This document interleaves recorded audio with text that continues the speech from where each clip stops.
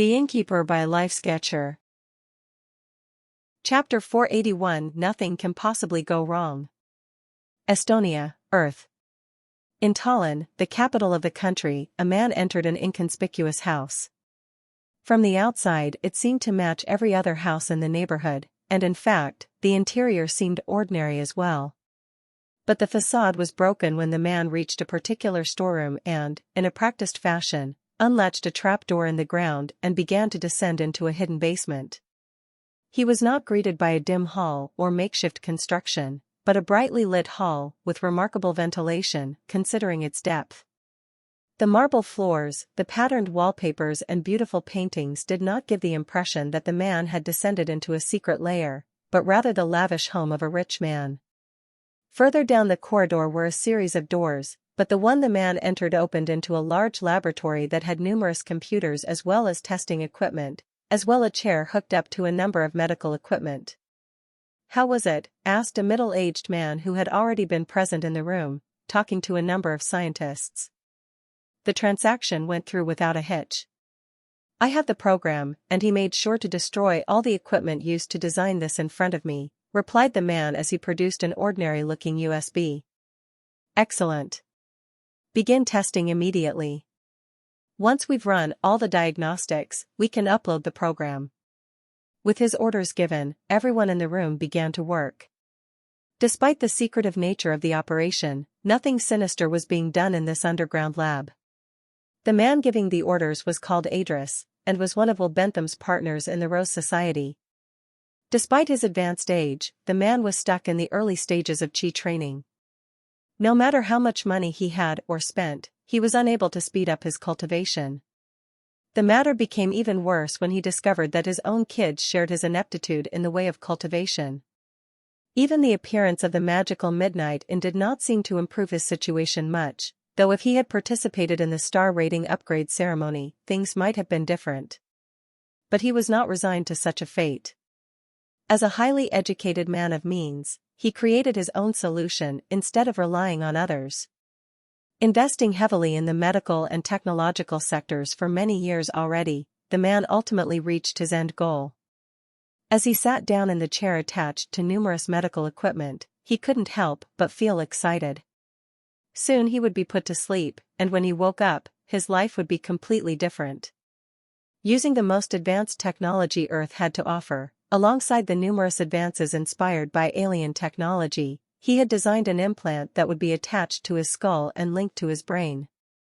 The implant would be run using the latest and greatest artificial intelligence on Earth, ChatGPT. The AI only had one directive, despite its advanced capabilities.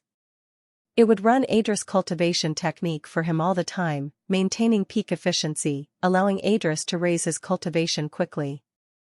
This was completely a good thing, and couldn't possibly lead to anything bad at all.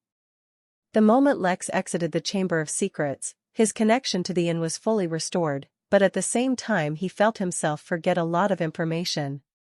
He remembered clearly what he had shared with the group, as well as the discussion about how they would all proceed next. Yet he forgot everything relating to whatever secret Anakin and Raphael had shared. Sutta hadn't shared much to begin with, Larry hadn't shared at all. For Noman, he could clearly remember his ability to tell the truth, as well as the fact that he had discovered a curse on him. This was because Noman himself volunteered to allow them to remember this information. "Hey Lex, if you're free, why don't I introduce you to my girlfriend," said Larry, whose usual grin had returned. No one was better than him at masking his emotions, Lex included. "I have a few things I need to take care of," said Lex, with an apologetic smile. "But I definitely want to meet her. How about we all meet up when you find that spiritual treasure for me?" "Sounds good," Larry said, and waved goodbye. Although Lex himself had forgotten many things, the rest had also forgotten about his identity as Leo. That did not, however, go against Lex's plan to drop a few hints about his identity all over. Any hints he had to drop had to be extremely subtle, as if he had been genuinely trying to hide his identity. After all, anyone who would try to investigate his identity at the inn would need considerable discretion as well as skill. Such people would also be very intelligent, and would detect obvious hints in a heartbeat.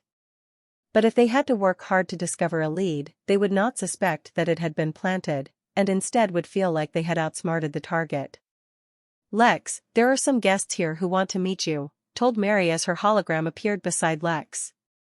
"They can wait a bit, I have a few things I need to do," said Lex, before teleporting to his office. While there were many things he forgot, he remembered clearly that the Empire was no longer a suitable target for help regarding the matter on Earth. Even if Lex found the fact that they had to give up on interfering with Earth acceptable, which he did not, there were other things that required his attention. While he had forgotten Raphael's secret, he clearly remembered the scale of importance he felt that his secret had. It was quite high. Higher than Raphael, though, was Anakin. Due to his ostentatious personality and non-serious display, it was easy for people to underestimate him. But Lex had made too many mistakes to easily underestimate anyone. The fact that he seemed the most forgettable of the entire group made him the most dangerous and valuable, potentially. Lex opened up a diary and began taking notes. If he was going to analyze his entire interaction with the group to try and determine what their secrets were based on, that he would need to write down everything. Chapter 482 Recently Deceased. Lex twirled a pen in between his fingers as he looked at the page filled with his notes. It hadn't taken him too long, an hour at most, to list everything he knew about them completely and try to analyze what secrets they hid. Larry's was pretty straightforward, especially since he had seen his fight in the murder grounds. Perhaps it was his affinity, or maybe his cultivation technique, or something else entirely, but it was obvious that it had something to do with metals. Using the clues that he had, as well as the nature of the universe to do absolutely absurd things, Lex concluded that Larry's entire body had either turned into metal or was in the process of it. He had complete control of the metal within his own body, as well as potentially complete control of great influence on external metals. He could heal his body using metals, and there was a huge possibility that he could also cultivate by absorbing metals as well. A single glance was all it took for Lex to locate the various metal extraction requests he was doing through the guild room. That information only reinforced all the guesses that Lex had about him. In fact, he further went out on a limb and guessed that the whole reason Larry was being hunted, and that his family had been targeted, had something to do with his metal-related abilities. It was very standard protagonist stuff, with extreme potential for growth. If Lex could provide him with a continuous supply of metals, he had the potential to become a great worker at the inn. Next was Noman. His utility need not be explained, and Lex valued him a lot as a potential worker. His curse was a potential risk and a threat, and would require Lex to do some research on it. With Raphael, Lex was unable to guess his secret, but Lex firmly concluded that his personality had already developed greatly, and that he was a man with a goal. It would not be easy to influence him unless it related to his goals, so regardless of how valuable his secret might be, he was not a good candidate as a worker. That left behind Anakin and Suda. Anakin seemed easy to approach, but he hid his true intentions deeply. Or at least that was Lex's conclusion. As a result, it was best to observe him some more before making a decision. Suda, on the other hand, was very straightforward despite his secrecy. Lex only needed to find a single way to penetrate his wall of secrets, and then everything that he was hiding would be displayed openly for Lex to see. He took a few more minutes to stare at the page while he devised a plan of action, before turning his attention back to his festival. More or less, things had been going well so far. Now it was time to plan for the series of events that would kick off at the start of the third week. Lex smiled as he pulled up the proposals brought forth by the planning division. There were 3 main things that would occur during the next few weeks, and 2 of them would require a major redesigning of the inn even if it was temporary. The more he looked over the designs, the more Lex smiled. The latest proposals had even sought to include the endless shower of lightning tribulations at the inn into the next 2 events. It was bold, and Lex liked it. He began working to finalize all the changes and configure them so that they would automatically be initiated at the start of the third week. While these 2 events would cater to the common, or less adventurous guests, the third and final event was targeting those who had more of a taste for risk and reward.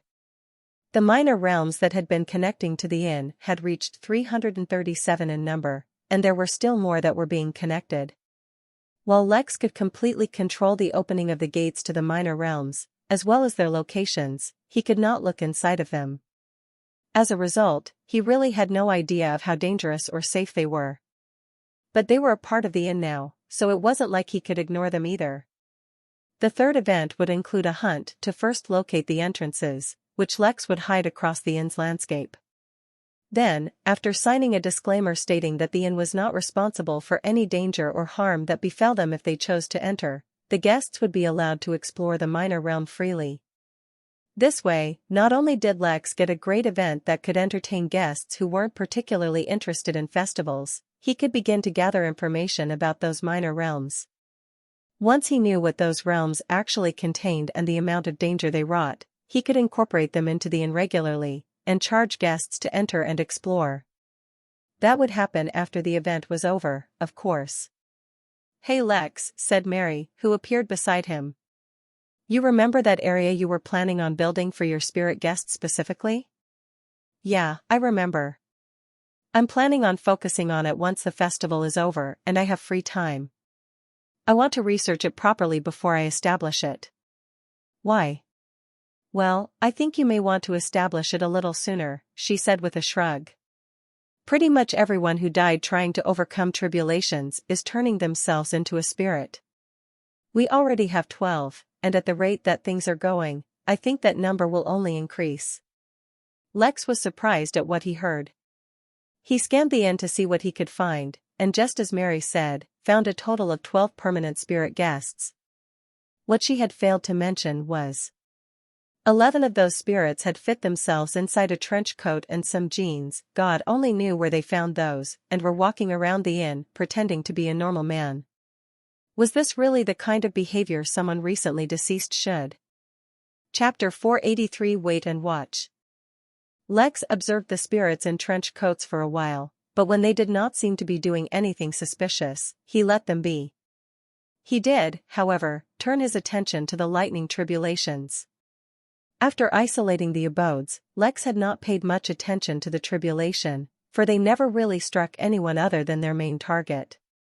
Even the massive spaceship did not seem to be an obstruction, as wherever the ship was an obstruction, the lightning clouds would just form under it. But it seemed like he could not just let them be.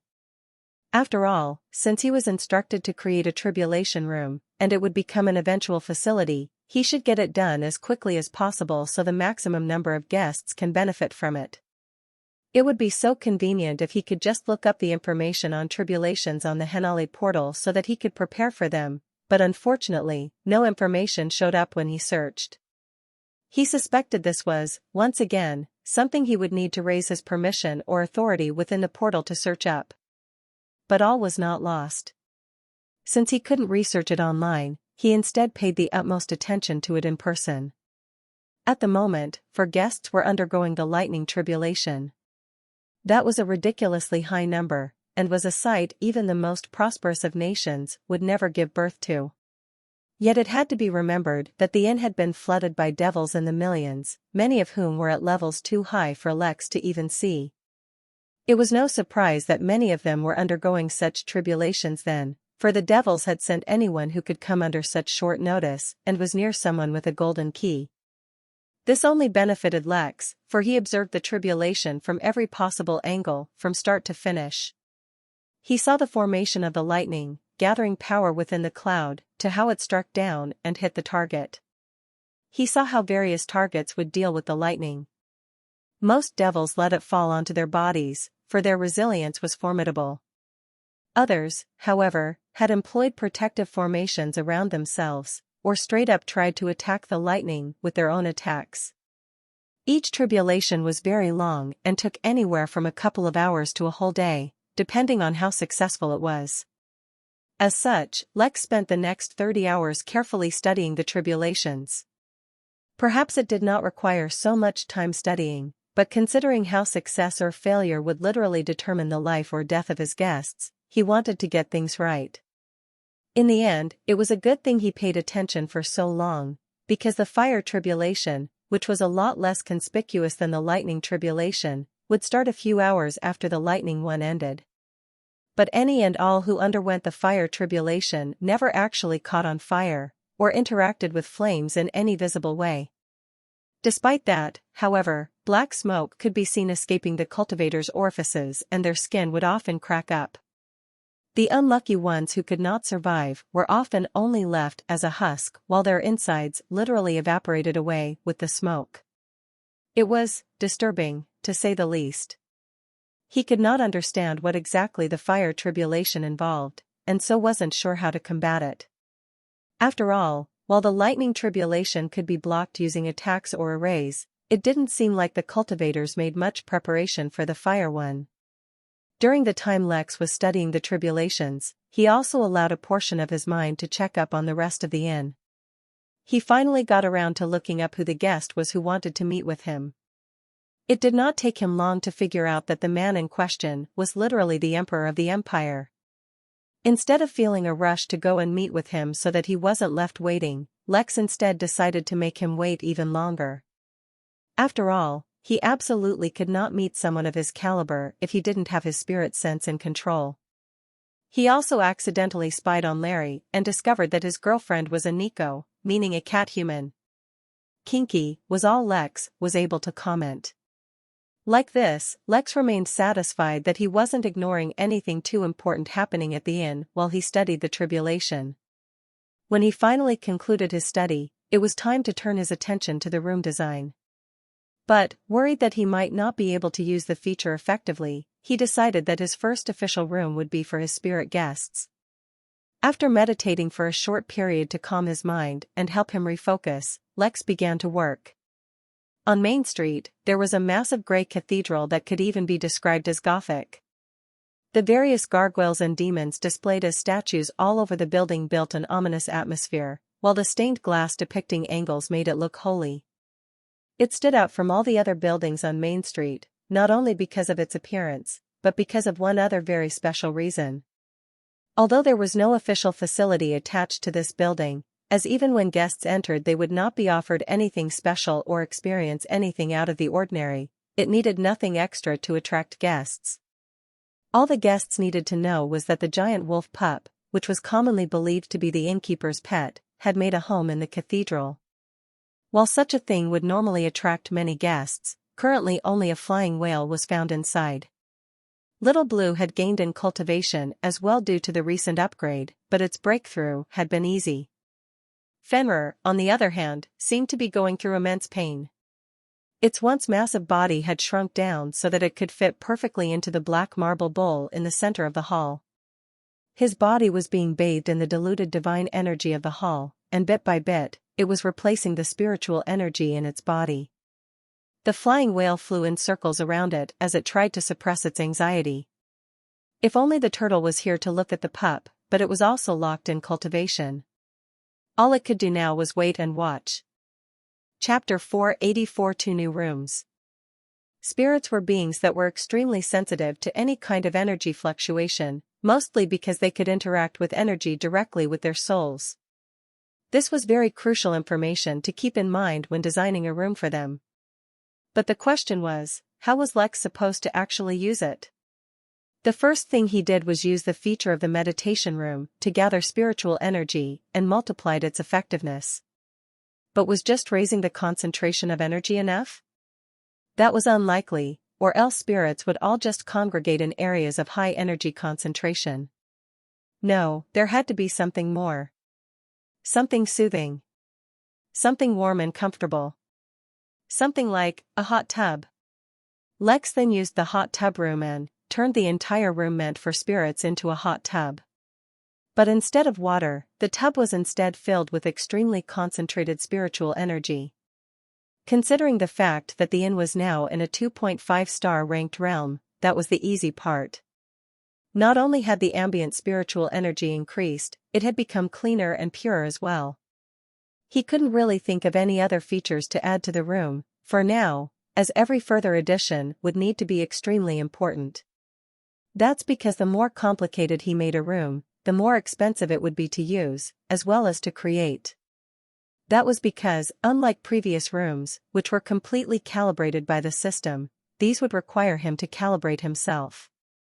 While he had a theory for how the two features of the room were supposed to work together, he had to make sure they operated according to his theory, which was a delicate process. Furthermore, there were a few different configurations he could reach for the room balance, but some might cost more than others, so he had to be sure. Ultimately, he ended up creating a room he was satisfied with, though it was somewhat expensive. The room cost 860 MP a day and literally was just a hot tub of energy, so Lex decided to charge 1000 MP a day for a profit of 140 MP. He placed the room in the village and then had the system send all the spirits a message about the room to notify them. There was one massive flaw in this plan, which was that spirits would have already expended all their wealth to turn into spirits. Lex had no solution for that. It wasn't even as if the 860 MP was a single-time expense which could be shared by all the spirits. That just covered the energy expense for one spirit to be in the room. Were that not the case, Lex even thought about just having the room running for the spirits at all times, but if he had to pay for each individual spirit, it would quickly become infeasible for him. But whether the spirits used the room or not, Lex was satisfied with the results, so he turned his attention to the tribulation room. He already knew what features he wanted to add after 30 hours of study. The real trial would be calibrating the room to work as expected. He didn't even care about the costs this time, and would only consider lowering them if everything else already worked as he intended. The first feature Lex added was a dampening formation. That was a kind of defensive formation that was available for the inn to use. It would not block any attacks from entering it, but it would absorb a great deal of energy from anything that crossed the boundary of the formation as fuel to keep itself running.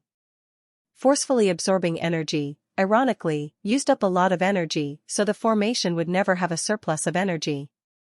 The benefit of this formation over one that would attempt to block the attack directly was that this one would stay in effect as long as the tribulation lasted. Otherwise, if it directly started blocking the lightning, it might last a few hits, but then would eventually break. Moreover, Lex was unsure if the lightning carried any beneficial effects, which is why he didn't dare to block it outright. The second feature he added was the effect of the meditation room, which helped the user concentrate and focus more easily. The third feature was that of the recovery room, which accelerated the natural healing of the user, allowing the cultivator to start healing even as he was being injured. The final feature he added was one he wasn't exactly sure would be beneficial, but he added it anyway. It was a chilling formation which had to be manually activated. Once it became active, it would rapidly cool down the room to an extreme amount. He was not sure how else to help combat the fire tribulation, for he wasn't able to get an in-depth read of it. He hoped the drop in temperature would be able to provide some kind of relief. There were only 4 features, but balancing them out and making sure they worked together was far from a simple ordeal. The real issue was that each feature worked in a certain way. The way the system created an environment that boosted concentration might clash with the way the system promoted self-healing. When these two features, which were supposed to exist together, clashed against one another, the simplest way the system resolved it was to brute force it, which would result in an explosion in the price of the room's function. Lex's part came in when he could reduce or increase the activity of each feature, hoping to create a balance where they don't necessarily clash with one another. It was manageably complicated with 2 features, but with 4 it was a massive headache. It took Lex another 12 hours of working with full concentration to get the room working, and reduce the price as much as possible. Still, the room cost 74,000 MP a day to use. Lex rounded it off to 100,000 MP and sent out the notification. Besides the MP cost, a cultivator would need to have prestige level 3 to use it, though for the duration of this festival, that requirement had been waived. Now, it was time to see if it was actually helpful or not to begin with. But first, he needed sleep. Just in case, however, he told Mary to wake him up if anything went wrong with the tribulation rooms. Occasionally missing content, please report errors in time. Chapter 485 Vacation. When Lex woke up on his own, completely well-rested and refreshed, the first feeling he had was of relief that no problems had occurred. It wasn't as if he was suffering from post-traumatic stress disorder, PTSD, but actually yes, that's exactly what was happening. He stretched in bed, producing several cracks from his various joints. His body no longer did that naturally, as there was no need, but due to his increased control over his body, he could do it anyway. There was just something so satisfying about it. He spent a couple more minutes in bed, allowing his brain and body to relax a little. Even if nothing was wrong, the moment he stepped out from the comfort of his bed, he would be inundated with work and would have no time for rest. But the peace eventually had to end. Besides, it wasn't as if he dreaded all the work he did at the inn. It was quite enjoyable in fact. "How long was I out?" Lex asked Mary as he finally let his feet fall out of the bed and slip into his bathroom slippers. Considering that he had worked continuously for over 2 days without rest, and had been allowed to sleep till he naturally woke up, he expected that he had logged in quite a few hours. "Just over 3 hours," Mary replied, appearing in front of him. This time she was dressed as an astronaut, with her visor open, showing her little face. Lex froze. 3 hours? Wasn't that too little? But he was feeling so refreshed. How could it be? Lex shook his head and just accepted the fact that with his advancing cultivation, his need for sleep would be greatly diminished. "You received a hologram message from your friend, Larry. Do you want me to play it?" "Sure," said Lex as he walked into the bathroom to take a shower. The message was merely him providing an update, letting Lex know that his treasure would arrive the following day. "How are the tribulation rooms performing?" Lex asked from within the shower. For some reason, he was feeling a little lazy today. He didn't feel like working so much.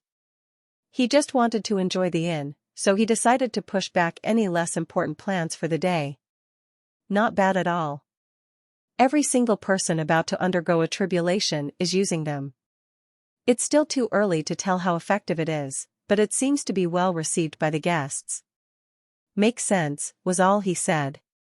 He had not received the quest reward yet, which probably meant it would wait till one or a few guests used the tribulation room to determine its effectiveness before rewarding him.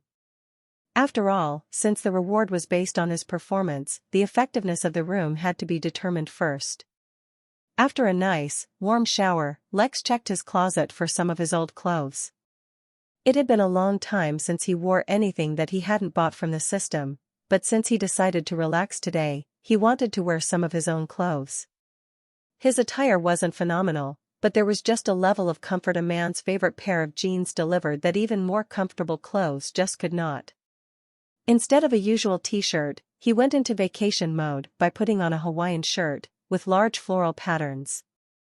All dressed, he teleported out of his room as himself, and in the garden, behind the Midnight Manor. It did not matter to Lex that the Emperor was in the vicinity. What did he, Lex, have to do with the fact that the Emperor wanted to meet the Innkeeper? He sat down on one of the free lawn chairs and ordered an entire buffet's worth of food. That would serve well as his appetizer. After all, with his new cultivation, the rate at which his body digested food was phenomenal. Moreover, he had to make up for quite a few missed meals. It was a sad fact that since Lex was so busy, and his body did not develop any sensation of hunger, Lex had completely forgotten to eat multiple meals. It was likely he would do more of the same in the future. But for now, he would feast. Lex closed his eyes and lost himself in the sensation of the warm sunshine falling on his skin. He felt the wind blow through his hair. A few other guests were sitting nearby, though they had employed sound-isolating formation bubbles so the sound of their conversations didn't carry over. Instead, it was the sound of moving animals that Lex heard. A gray cat came up and started rubbing against Lex's foot. That was strange. Lex remembered bringing in various animals, but did he bring in cats? Lex didn't think about it for long, for the workers started bringing out the food and laying it on a table in front of him. "Hey, you mind if I join you?" asked the cat with gleaming eyes when it saw the food. Lex looked at the cat and was about to scan it, but decided not to. He was on vacation. He would act like any normal guest. Besides, the cat sounded like a small child. Sure, drag a seat, said Lex, already cutting through a plate of sausages. Excitedly, the cat transformed into what looked like a young boy of maybe 4 or 5 years old, and quickly dragged a lawn chair. He climbed up, with some difficulty, and turned around only to realize the table was too high for him on that seat. Lex chuckled and asked one of the workers to bring a high chair for the kid. Lex noticed that even in this form, the kid had cat ears and a tail. Was he a Nico? He had to be, right? Lex didn't think about it much and instead looked at his watch. It was less than a minute until noon. Hey kid, want to see something cool? Lex asked in between bites. The kid only nodded, though his eyes never left his plate of nuggets. Look up, Lex said, just as the clock hit 12. Just as the child looked up, the third week of the festival officially began. Fireworks lit up in the sky, though they were severely outmatched by the flashing lightning nearby, and buildings began to appear. The Midnight Inn had thousands of acres of land, though most of it was undeveloped and was covered in various plants. Now though, for this specific period, that would change, as various roller coasters and slides and rides began to appear in the entire undeveloped areas of the inn. Moreover, in between the sprawling amusement park that was beginning to appear, was a racing track that was also spread out across the inn. The next part of the festival was all about theme parks and golf cart racing. Lex smiled at the magnificent sight, though the smile didn't last long. He had to eat, after all. He couldn't waste time grinning when he could be chewing. Chapter 486 I Believe I Can Fly. The kid completely missed the dramatic revelation that Lex timed, for his eyes never left his plate. Lex only shook his head and continued to eat as well. Planning this portion of the festival had been harder than Lex had imagined. The idea of theme parks was great, and Lex could easily come up with various ideas that the system would allow him to implement, which would have been too hard to do normally. But the issue was that while all the ideas Lex had would be great fun and excitement for mortals, they would lack the element of thrill for cultivators. Moreover, the greater the cultivation realm, the lesser the excitement would be. Of course, such a situation only lasted a short while. Not only did he task the planning division to look into if there were any amusement parks or the like for cultivators, he himself had spent some time on the Henali portal doing some research. As it turned out, the solution was simpler than expected. All he needed to do was throw money at the problem and watch it solve itself. Or, well, in his case, throw MP at the problem. While a majority of the rides were for everyone, some rides would require the rider to be of a certain cultivation level at least. This was because, alongside the usual pattern that rides followed, various formations could be added to the rides for added effect. Moreover, since these were temporary formations accessed through the event panel that had nothing to do with offense or defense, there was a much greater variety.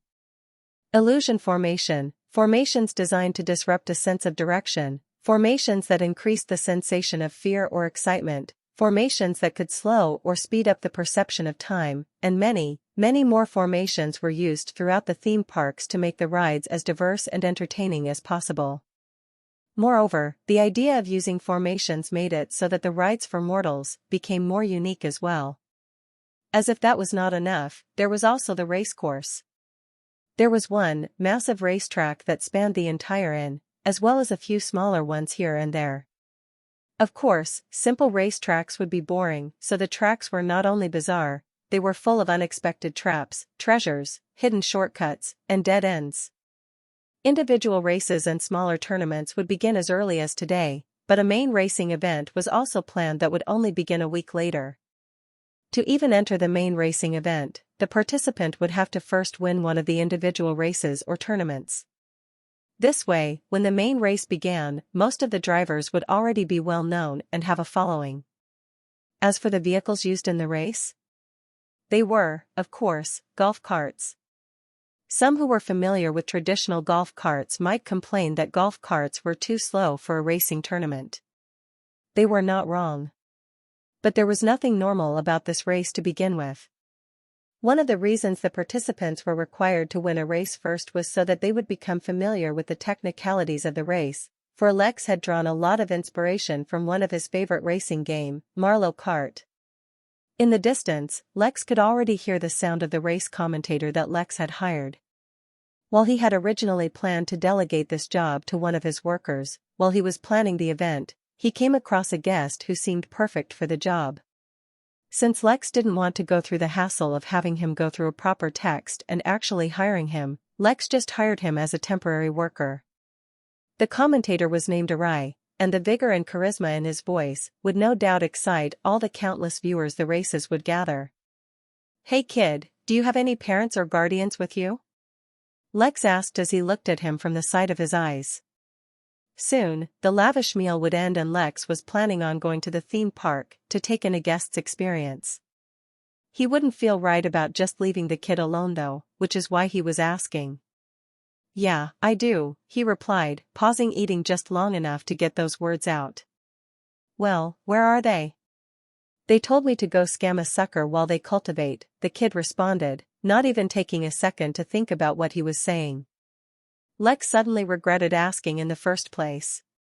When he finally finished his meal, he looked at the kid again, who was still busy munching, and shook his head. Informing a worker to keep an eye on the kid and let him know if anything was wrong, Lex left towards the nearest theme park. "Hey Mary, I know he didn't request it, but let Gerard know he can take time off to participate in the races," said Lex just as he walked up to his first ride. It was simple enough as it was a merry-go-round. Except that the speed of the ride would slowly and steadily continue to increase until, eventually, it launched the rider alongside his seat into the air. Of course, the ride was supported by the system and the landing location was guaranteed. This was just a festival version of a train or taxi. Why waste time walking from one place to another when the commute itself can be a part of the ride? That was the philosophy he planned this ride with, alongside many others. Grabbing some cotton candy on a stick, Lex got on the ride and strapped himself in. He could not suppress his smile when he saw all the other excited guests get in as well, though many of them were also actually quite nervous. "Hey," Lex called out to one of the riders sitting near him, a young girl who looked both excited and scared. When she looked over, Lex asked, "Do you believe you can fly?" She was confused for a moment, until something clicked in her mind and she responded, "No, but I'm definitely going to touch the sky today." Oh, that reminded Lex. Silently, he gave instructions and had Captain Cirque raise the hovering height of the ship. Theoretically, it was too high for any guest to reach it with any of the rides, but Lex didn't want to take chances. Chapter 487, So Beautiful. The sensation of being launched out of a speeding carousel was much more enjoyable than Lex expected. Of course, that was primarily because the pressure generated from the spinning carousel didn't affect Lex at all, and secondly because he wasn't wearing anything like a skirt. Too caught up in the novelty of the experience, though, Lex completely forgot about his cotton candy until it was about to fly away. Fortunately, he used his spirit sense out of instinct and caught the fluffy treat right in the air beside him. His spirit sense firmly locked onto it, and kept it close to Lex regardless of where he went. Strangely, he found that in the matter concerning his cotton candy, he could maintain perfect control of his spirit sense. Maybe instead of a spiritual treasure, he should just get more of that.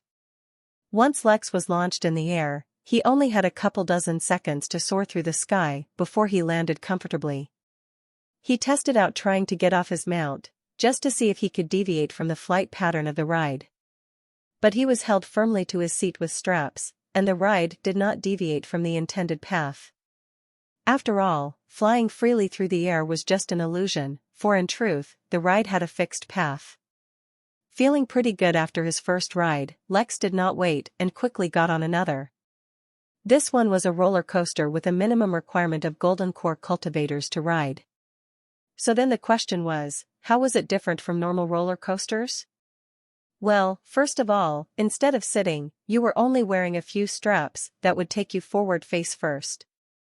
As if that wasn't enough, the speed of the ride, the intensity of the turns, the drops and the rise were all beyond what a normal being could tolerate. Moreover, using various illusion formations, it seemed more than once the ride seemed like it was about to crash, or had broken down in the middle, or ended in the lair of a dangerous monster.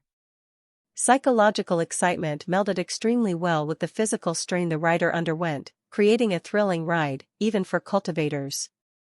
Moreover, this was just one of the strategies they had employed. There were so many more. Planet Orange Bastion, Pendal System. An unusual-looking spaceship approached the planet and landed in a landing zone amidst a mountain range. The signature orange soil of the planet had made its way even here, high up on these rocky peaks, giving the snow a shade of something that had spoiled. The cold air felt harsh to breathe in, and the wind carried with it a cold bite that could pierce the skin and freeze the blood vessels beneath. None of the inhabitants seemed to care, or rather, they were not given the luxury to care. Chained beasts of different species walked around, doing menial labor. A small group waited by the ship, and when it finally opened, it revealed hundreds of other creatures, similarly bound. There were even some humans amongst them, and they were similarly naked and chained. The air was filled with the sounds of whips, shouting and screaming as the group began to move out from the ship, though no one looked at them even twice. A creature flew out of the ship from another exit and moved towards a nearby building, ignoring everything happening on the ground. The creature was 3 feet, (0.9 meters) tall and had 4, extremely short, thin arms and 2 equally sized legs. It had 4 thin, nearly transparent wings on its back. It had 4 eyes, 2 in front and 2 in the back, and 2 mouths, once again 1 in the front and 1 at the back. Once inside the massive building, the creature made its way to a special chamber, where another creature of the same species was comfortably sitting in what looked like a pool of blood. Inform the sect leader, I brought back valuable treasure, the creature said in a hissing voice, both its mouths speaking in unison. Treasure? Weren't you sent out to catch slaves? The creature sitting in blood asked, jealousy evident in its voice. Indeed, I was, the first creature said, pride oozing from every fiber of its being. But I found treasure as well. Now hurry, go inform the sect master. Someone at your station need not worry about details that are above you. The creature squirmed in anger and hatred, but left silently. The first creature derived great pleasure from seeing the other suffer. They were not enemies. In fact, the creature had never seen the other before. But as a diplo, the creature had sadism imbued into its very being. The creature unceremoniously sat in the pool of blood that the other had left behind, and waited patiently for the sect master, fiddling with a small leather bag hanging across its chest. When the sect master finally arrived, a diplo of even smaller size, not even reaching 2 feet, he also took a seat within the pool. This better be worth it, or you'll be joining the slaves, the sect master said, its voice cold and arrogant. The first diplo did not waste any time and quickly took out all the items from its pouch. All of them were shiny, and all of them had auras of dense spiritual energy. The sect leader checked them one by one with great interest, by biting each one. Most of the items crumpled under his massive jaw strength, while a few survived. One particular golden key, however, broke entirely and teleported the 2 diplos away. They immediately became wary of their surroundings, but they were taken aback when they actually saw what surrounded them. Metallic contraptions filled the air with thousands if not hundreds of thousands of slaves strapped or held in, being flung around and tortured in the most spectacular way. The promised Holy Land, the sect leader whispered as he saw a few slaves just being randomly catapulted into the air. They were not even using the slaves for work, they were just torturing them for no reason. It was so beautiful, it brought tears to his eyes. Chapter 488 A Holy Land. The diplo was not a very prevalent species in the Origin realm, but that surprised no one. Their short stature, weak bodies, and general ineptitude in cultivation put them on the low end of almost every food chain that existed. Though they were an intelligent species, their generally disgusting appearance did not earn them any favors with most other intelligent species, leaving them to live an unfortunate existence. At Orange Bastion, though, something unusual happened. The planet used to be like any other that could support life, and was ruled by a naturally powerful predatory species. Eventually, it was colonized and other intelligent species started living there, though the Diplo did not receive favorable treatment despite being natives of the planet. All that changed, however, when an evil sect was created. Through means that were still unknown even to most of the Diplo themselves, the first sect master gained the inheritance of an evil cultivator that gained strength through the blood of other beings. The stronger the being whose blood they absorbed, the greater the boost in their strength would be. Using that inheritance, which the sect spread amongst all Diplos, the previously irrelevant race waged war on the entire planet, eventually succeeding in taking control. It was unknown if it was a side effect of the evil cultivation technique, or if it was just a suppressed trait of Diplos themselves, but once they gained power, all of them were revealed to be extremely sadistic. They took great pleasure in torturing and agonizing others, especially if the other race was perceived to be stronger than the Diplos themselves. As such, the sect master and the Diplo who had discovered the key in the first place were in complete awe of the amusement park. From children to adults, screams could be heard echoing far and wide within the strange metallic jungle. What was absolutely strange was that the slaves who were being tortured would voluntarily get into the torture devices themselves. The sect master suddenly felt so small, not in size, but in his outlook of the world. This place was built by an absolute master, and the sect master was determined to steal all these designs and implement them back on his planet. Excitement filled his eyes as he began to wander the ground, his personal hologram appearing to inform him about this place and what was going on. A few minutes after the Diplos disappeared, members of two other sects appeared, though this time they appeared from a golden door rather than a golden key. They were humans, and the members from each sect could easily be distinguished based on how they were dressed. The first group was dressed from head to toe in heavy armor, with a massive shield that covered half the length of their bodies in their left hand, and a single, long, straight sword in their right. The second group was dressed in simple Taoist robes, and had a relatively shorter sword flying right beside them. The two groups appeared ready for combat, and looked around at their new surroundings warily as they absorbed everything. The appearance of this specific group was a big deal, not because of who they were, but because of how far they had come from. So far, the reach of the inn had stayed within a certain region. Even when connecting planets from different galaxies, the galaxies were relatively nearby. But this group in particular had come from so far away the Jotun Empire held no sway in their territories, though they were familiar with the Empire due to the Henale portal. The reason they could appear here was the Golden Door. Since Lex gained the upgrade in Terrestrial broadcast, the Golden Door had gained the ability to not only spawn on planets that the inn was connected to, but anywhere in any realm that the inn was connected to. Paladin Lovis, what do you make of this place? Asked one of the Taoists. Though they followed different cultivation paths, the Taoists and Paladins were fast allies, and often worked together. It helped a lot that the Paladins were a righteous force, sworn to protect the innocent and fight tyrants. It is the noble, holy land of our people, the Paladin Lovis said, removing his helmet. He needed to gaze upon the sight before him with his eyes unobstructed. The Paladins had a different cultivation system, focused on tempering their will and using it to manipulate holy energy. And this place, it was as if it was designed to temper the will of warriors under the most rigorous of circumstances. Look, how they temper even their children to face unavoidable death, he said, pointing to a particular roller coaster. Due to how the ride was shaped, it seemed to the riders that they would slam into a wall, right before the coaster dove into a hidden, completely dark cave with great speed. If we learn from the architect of this great training ground, we can bolster our forces. Within a few generations, we can turn the tide of war. Look at the rain of lightning, said a Taoist, pointing in the distance. It truly is a holy land. Cultivators come here to face death and overcome it. We will need reinforcements if we are to explore this entire place, said the Paladin, just in time for his hologram to appear and begin telling him about the Midnight Inn. The two groups began walking together as they learned of the wonders of the inn. Only a few minutes later, through yet another golden door, another group appeared, though this time they were not human. Instead, they were elves. More specifically, they were elvish outcasts who had been shunned from their communities for reveling in technology rather than nature. A holy land, one of them exclaimed as they looked out into the endless forest of amusement park rides and the massive spaceship up above.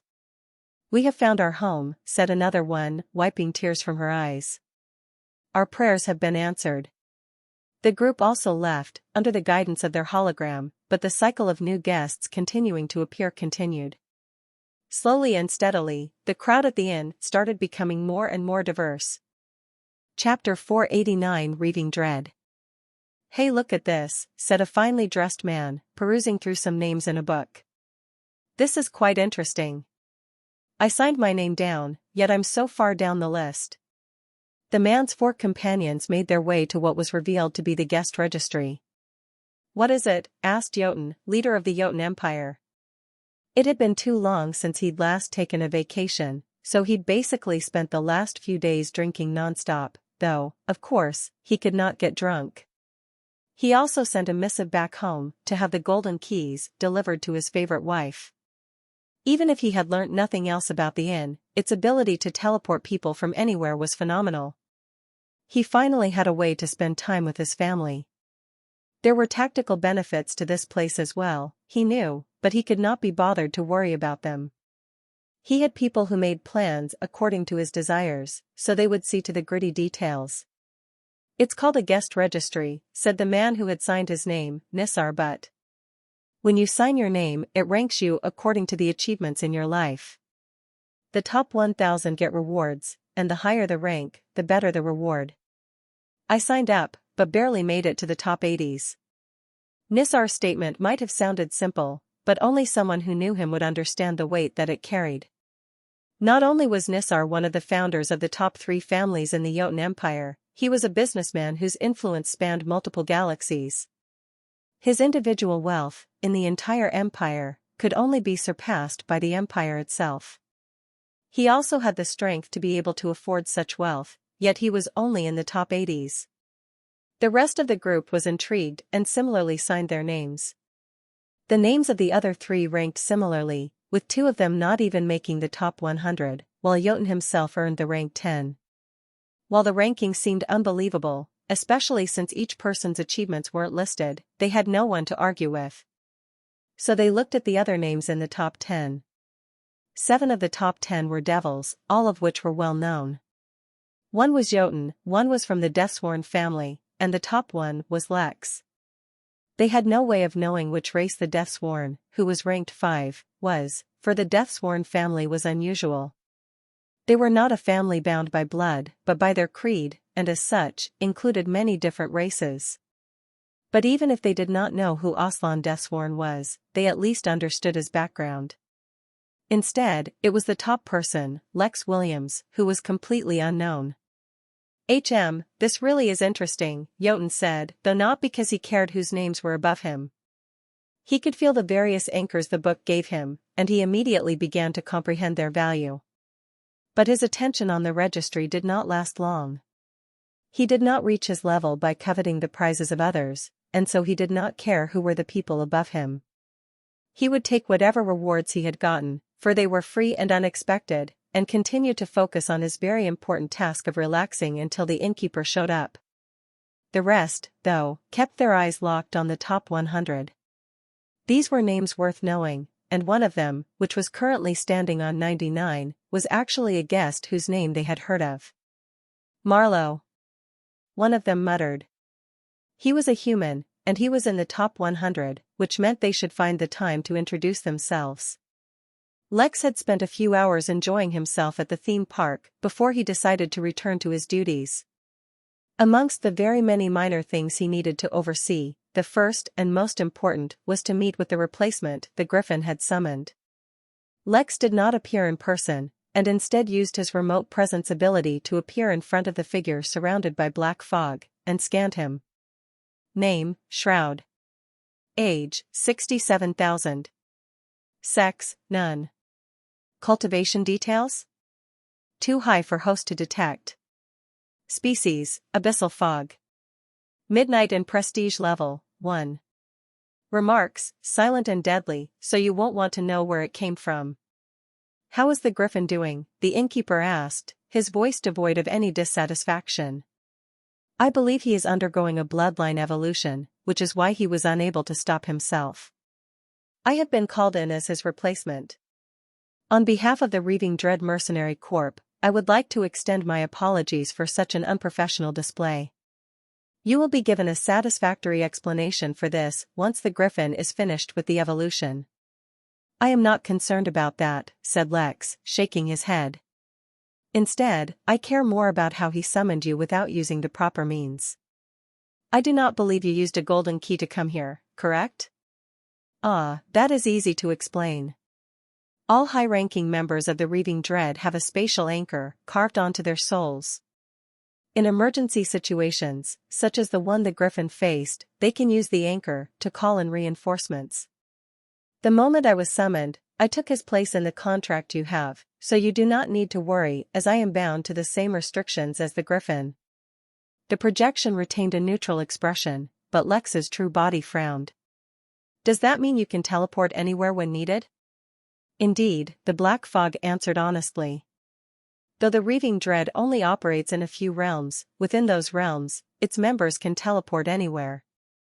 The Reaving Dread Corp aspires to be the best mercenary group in the entire universe, if it hasn't achieved such a rank already. The Innkeeper only nodded before disappearing, while Lex made a mental note. He was fairly certain he had just discovered another system. Moreover, with how the fancy monocle used to be a product of the Infinity Emporium, and how the system hired security from this Reaving Dread mercenary group, if he assumed both were systems, then it meant that systems were able to interact with one another. He had all but confirmed as much. The thing that actually caused him to worry, however, was the fact that the mercenary group could teleport directly into the inn, because it was in the origin realm. A sense of urgency filled him, and he scanned the inn for a few targets. Unfortunately, everyone he knew from the Crystal Realm was currently cultivating. All he could do was wait for them to finish cultivating, or hope that Zagan completed his test soon.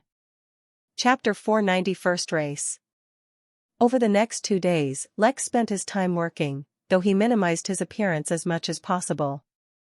Even when he had to appear, he used remote presence instead of appearing personally. Larry had also delivered the spiritual treasure with which he could train his spirit sense, so he was simultaneously practicing with those as well. At some point, during the second night, when Lex was able to pick up a dumpling with his chopsticks using only his spirit sense, Lex felt a great sense of achievement. It was not only eating the dumpling that made him feel great, but all that he accomplished. Even if he set the inn and everything associated with it aside, just the fact that he was able to spend 2 consecutive days focusing not only on working, but working on multiple things all at the same time, was amazing. Had this been a year ago, just the thought of how much he had to work would have sent him into a procrastination spiral.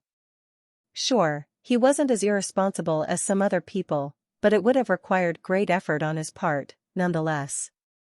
Moreover, he would have probably smoked before he got started as well, though he had always tried to limit himself with that habit. To be clear, it was not the cancer or possible health risks that made him reluctant to smoke too much, but the fact that he heard it affected taste buds.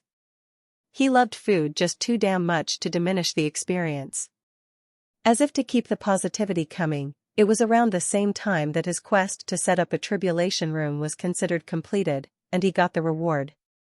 Quest complete. The host rewarded is being calculated. Reward upgraded for improving survival chance by 21%. Reward upgraded for raising inn's prestige dramatically. Reward rank, B+. Reward, lightning vessel, firefighting gloves. Remarks, the real tribulation is the price for the room. Lightning vessel. A small container in the shape of a lightning bolt. It can be used to store 1 strand of a unique lightning bolt. Firefighting gloves. Gloves that let the wearer touch fire as if it were a physical entity. The rewards were simple enough, and considering how he had to provide materials to upgrade rooms he designed himself, he felt they perfectly fit his needs. After all, he had a lightning and fire tempering room, and he would need various kinds of those elements if he wanted to upgrade the room. Lex was almost afraid to admit it, but everything was going extremely well. No one had tried to crash his event, and there had been no arrogant third-generation, spoiled brats coming in to pick fights. Soon he would master enough of his spirit sense to meet the Emperor confidently, and most of all, his event was going really well. Everything was going so well, in fact, that Lex decided to actually take another break. So, on the third day, he teleported out of his office and reappeared as Leo, standing in front of a racing track. Yes, he had signed up for an individual race. Moreover, he planned on winning the race and competing in the Midnight in Grand Prix. For these preliminary races, everyone got the same standard golf cart. Of course, standard here meant the standard for the inn, not the standard golf carts on Earth. Xeon, a Drake refiner who long ago once upgraded Gerard's golf cart, had now, finally, become an official and employee, and he was the one who set the standard for the inn by personally upgrading each cart. The reason it took him so long was because Lex was betting his ability, and totally not because Lex forgot that he existed. But all of that was irrelevant at the moment. Leo got into his golf cart and looked around himself. The track he was on was one that he had no part in designing, so that he wouldn't have an unfair advantage. After all, he wanted to win as fairly as possible. Sure, he was more familiar with the mechanics of the incoming traps and bonuses, but everyone had been briefed thoroughly, plus the races had been going on for a few days now, so everyone should also know them all. There were 3 rows of golf carts in front of him, with 3 carts in each row, and several rows behind him as well. Everyone was placed according to when they signed up for the race, so there was an element of luck involved here, but there was more than enough time and opportunities to negate that starting luck. To win the race, there was only one thing you had to do. You had to be the first person to complete 3 laps. There were only a few rules of the race, besides the obvious such as no getting off the track. The most significant one was that no one could attack other cars using spiritual techniques or otherwise. All techniques could only be used to defend, that's it. You could not create traps, speed up, slow down, do anything other than defend. That was because the race itself would provide more than enough methods to attack, anyway. Leo revved the engine for his golf cart, though the cart was very silent so no one could hear anything. Lex felt the vibrations of the engine though, he definitely felt them. Looking around, he did not see anyone familiar, which was perfect. He wouldn't need to hold back out of courtesy. A loud buzzer went off, announcing to the crowd that the race was about to begin.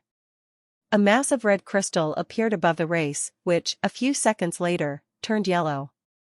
All eyes were focused solely on the crystal, and the moment it turned green, the race began.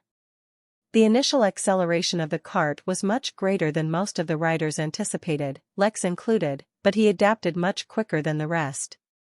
Showing no hesitation, Lex slammed into the car in front of him to push it to the side. He was planning on getting first, and he wouldn't do that by playing nice. Chapter 491 Drifting. The cart that Lex bumped into immediately began swerving left and right. Since the race had just begun and all the carts were nearby, the swerving cart hit quite a few of them, immediately causing chaos. Everyone, from the viewers to the drivers themselves, were taken aback by the tumultuous beginning as the races had more or less formed a pattern during the past 2 days. The first lap, while not free from competition, was usually peaceful as the drivers got used to the track and employed various tactics. Due to how unpredictable the track itself could be, let alone how the various power-ups the drivers received created unexpected variables, there was no real benefit in claiming first too early. As such, most races started off peacefully and progressively became more and more destructive. Yet Lex had no intention of playing slowly, nor did he want to take his time getting used to the track. For him, only 2 things were true. First was that he wanted to win, and he had enough confidence in his intuition, reflexes, and abilities to get that win, even if he became a big target. Second, he was on vacation, so what was the point of doing things safely? Only an intense match would bring him maximum satisfaction, so he set himself apart from the get-go. Lex used his sharp instincts to maneuver carefully out of the initial confusion and suddenly gained a huge lead.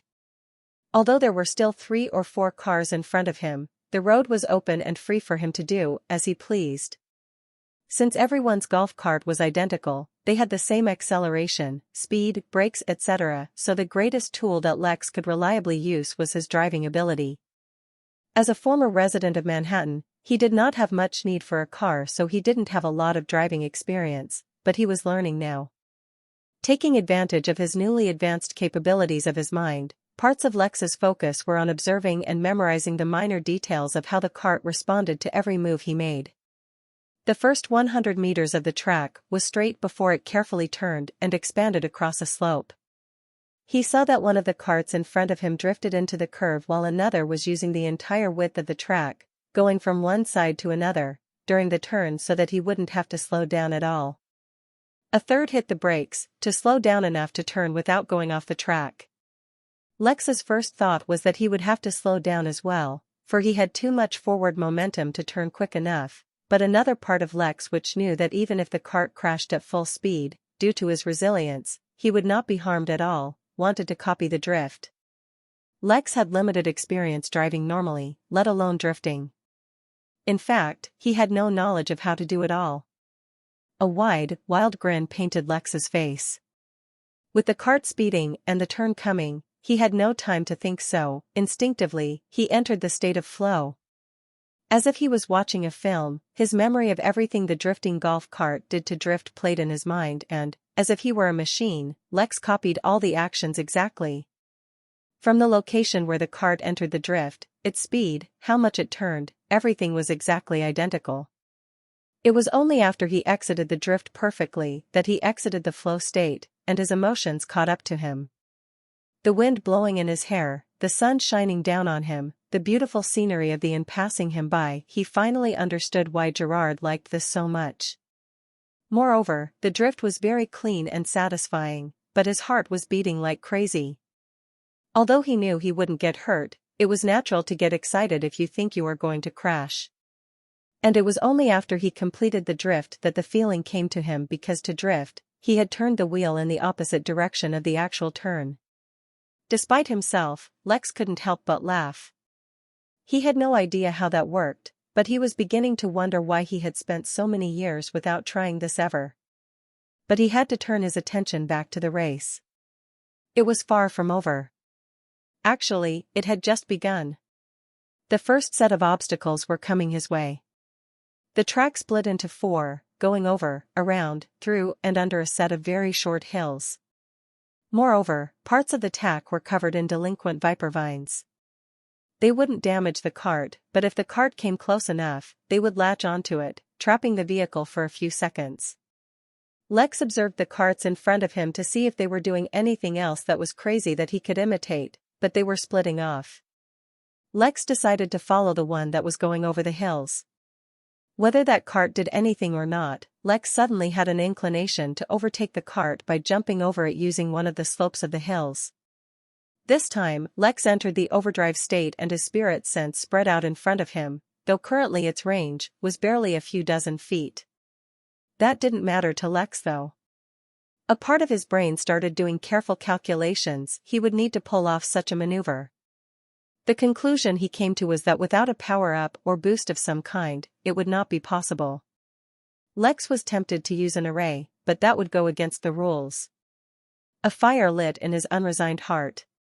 What was the point of being a cultivator if he couldn't even surpass a Fast and the Family movie?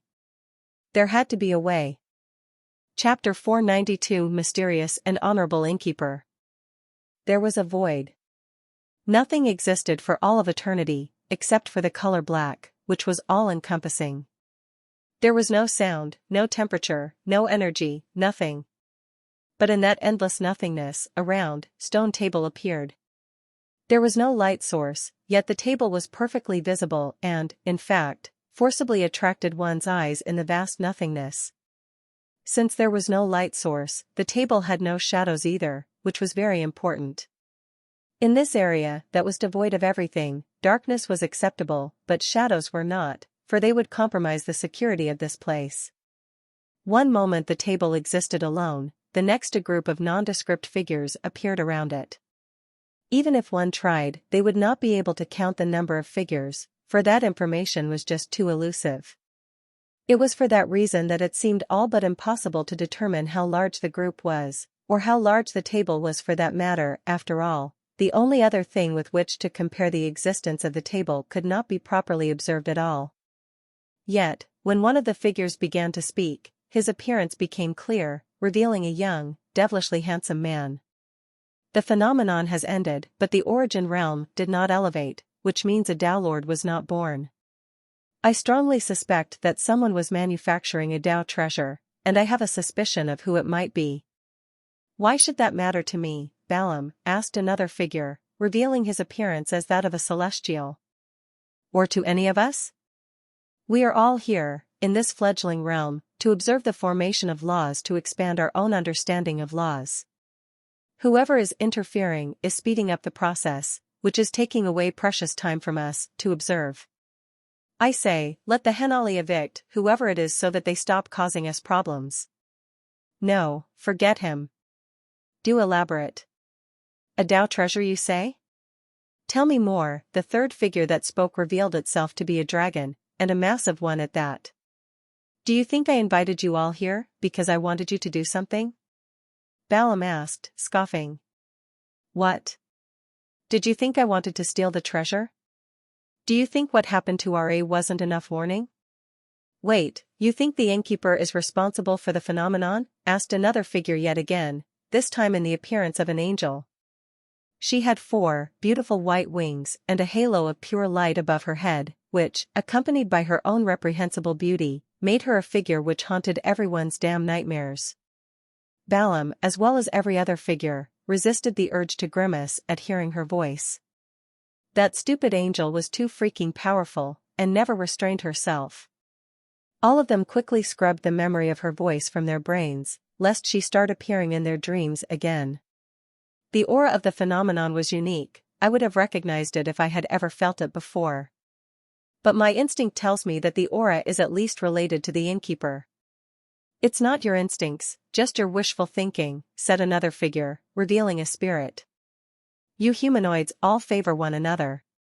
Being humanoid has nothing to do with it, said Balaam, his voice turning ever deeper as he changed from his human appearance to his true one. I have met him, so I know. He is a mysterious man, the depth of whom even I was not able to gauge, though I didn't really try to avoid being rude. His means elude me, and his purpose is unknown. I brought you all here not to conspire against him, but as a professional courtesy. If the Innkeeper really is the one who caused the phenomenon, then other than being powerful enough to one-shot RA, an original deity of this realm, he is a deeply knowledgeable person from whom we can learn much. The other Dowlords listened, but did not reveal their true thoughts about what the devil said. Honor? Respect? Devils cared for none of that, only profit. They knew he had some hidden purpose, they just didn't know what. The meeting continued on past that topic, and many secret deals were struck. No one found it ironic that a meeting held by a devil had more participants than the one held by the Henali themselves. After all, the Henali were the owners and enforcers of this realm. Why would they do shady business in front of them? The mysterious, profound and honorable Innkeeper, as many Dowlords knew of him as, was grinning ear to ear as his cart was pushed to the finish line by all the carts behind him. In his search to find loopholes in his own event, Lex discovered one that would make the game kind of boring, but then at the same time, the thought of irritating and frustrating so many drivers excited Lex's inner child. Most of all, it wasn't like he was cheating or anything, so no one could blame him. Since the only way in which he could use his ability was defensively, his plan required him to become the car in the lead. Once there, he turned around and used Talk to the Hand. The invisible shield it created now was much larger than before, and though the technique had not been able to bring out his full might as a golden core cultivator, it was strong enough to withstand anything his fellow contestants threw at him. So, now in the lead, and with his invisible shield deployed behind him, Lex let go of the accelerator, and awaited the rest of the carts. Not realizing an invisible shield stood in their path, they would crash into it full force, pushing Lex forward each time. To be honest, Lex originally didn't plan on being so mean to them. But when he became the target of every other racer for not only being a crowd favorite, but a nuisance on the track, Lex felt it was okay if he let loose a little. Truth be told, this was very different from how Lex normally behaved. But he was feeling good today, so it was fine to act a little childish. Like that, in complete disbelief of the entire crowd, all the participants, as well as the race commentator himself, Lex won the race and became a nominee for the Grand Prix. Chapter 493, Finally Meeting the Emperor. After winning his race, Lex's emotions finally calmed down a bit. He spent some more time as Leo, going around the inn and interacting with various guests. The gamer's den had various sites now that he visited, all of which were thoroughly packed. That was because other than the weekly events that would be updated every so often, many smaller events were concurrently happening everywhere. In the gamer's den, there was a tournament for a very popular game called Cooking Simulator, Gourmet Oreos, CS, Go. Compared to something like racing, this was a very niche tournament.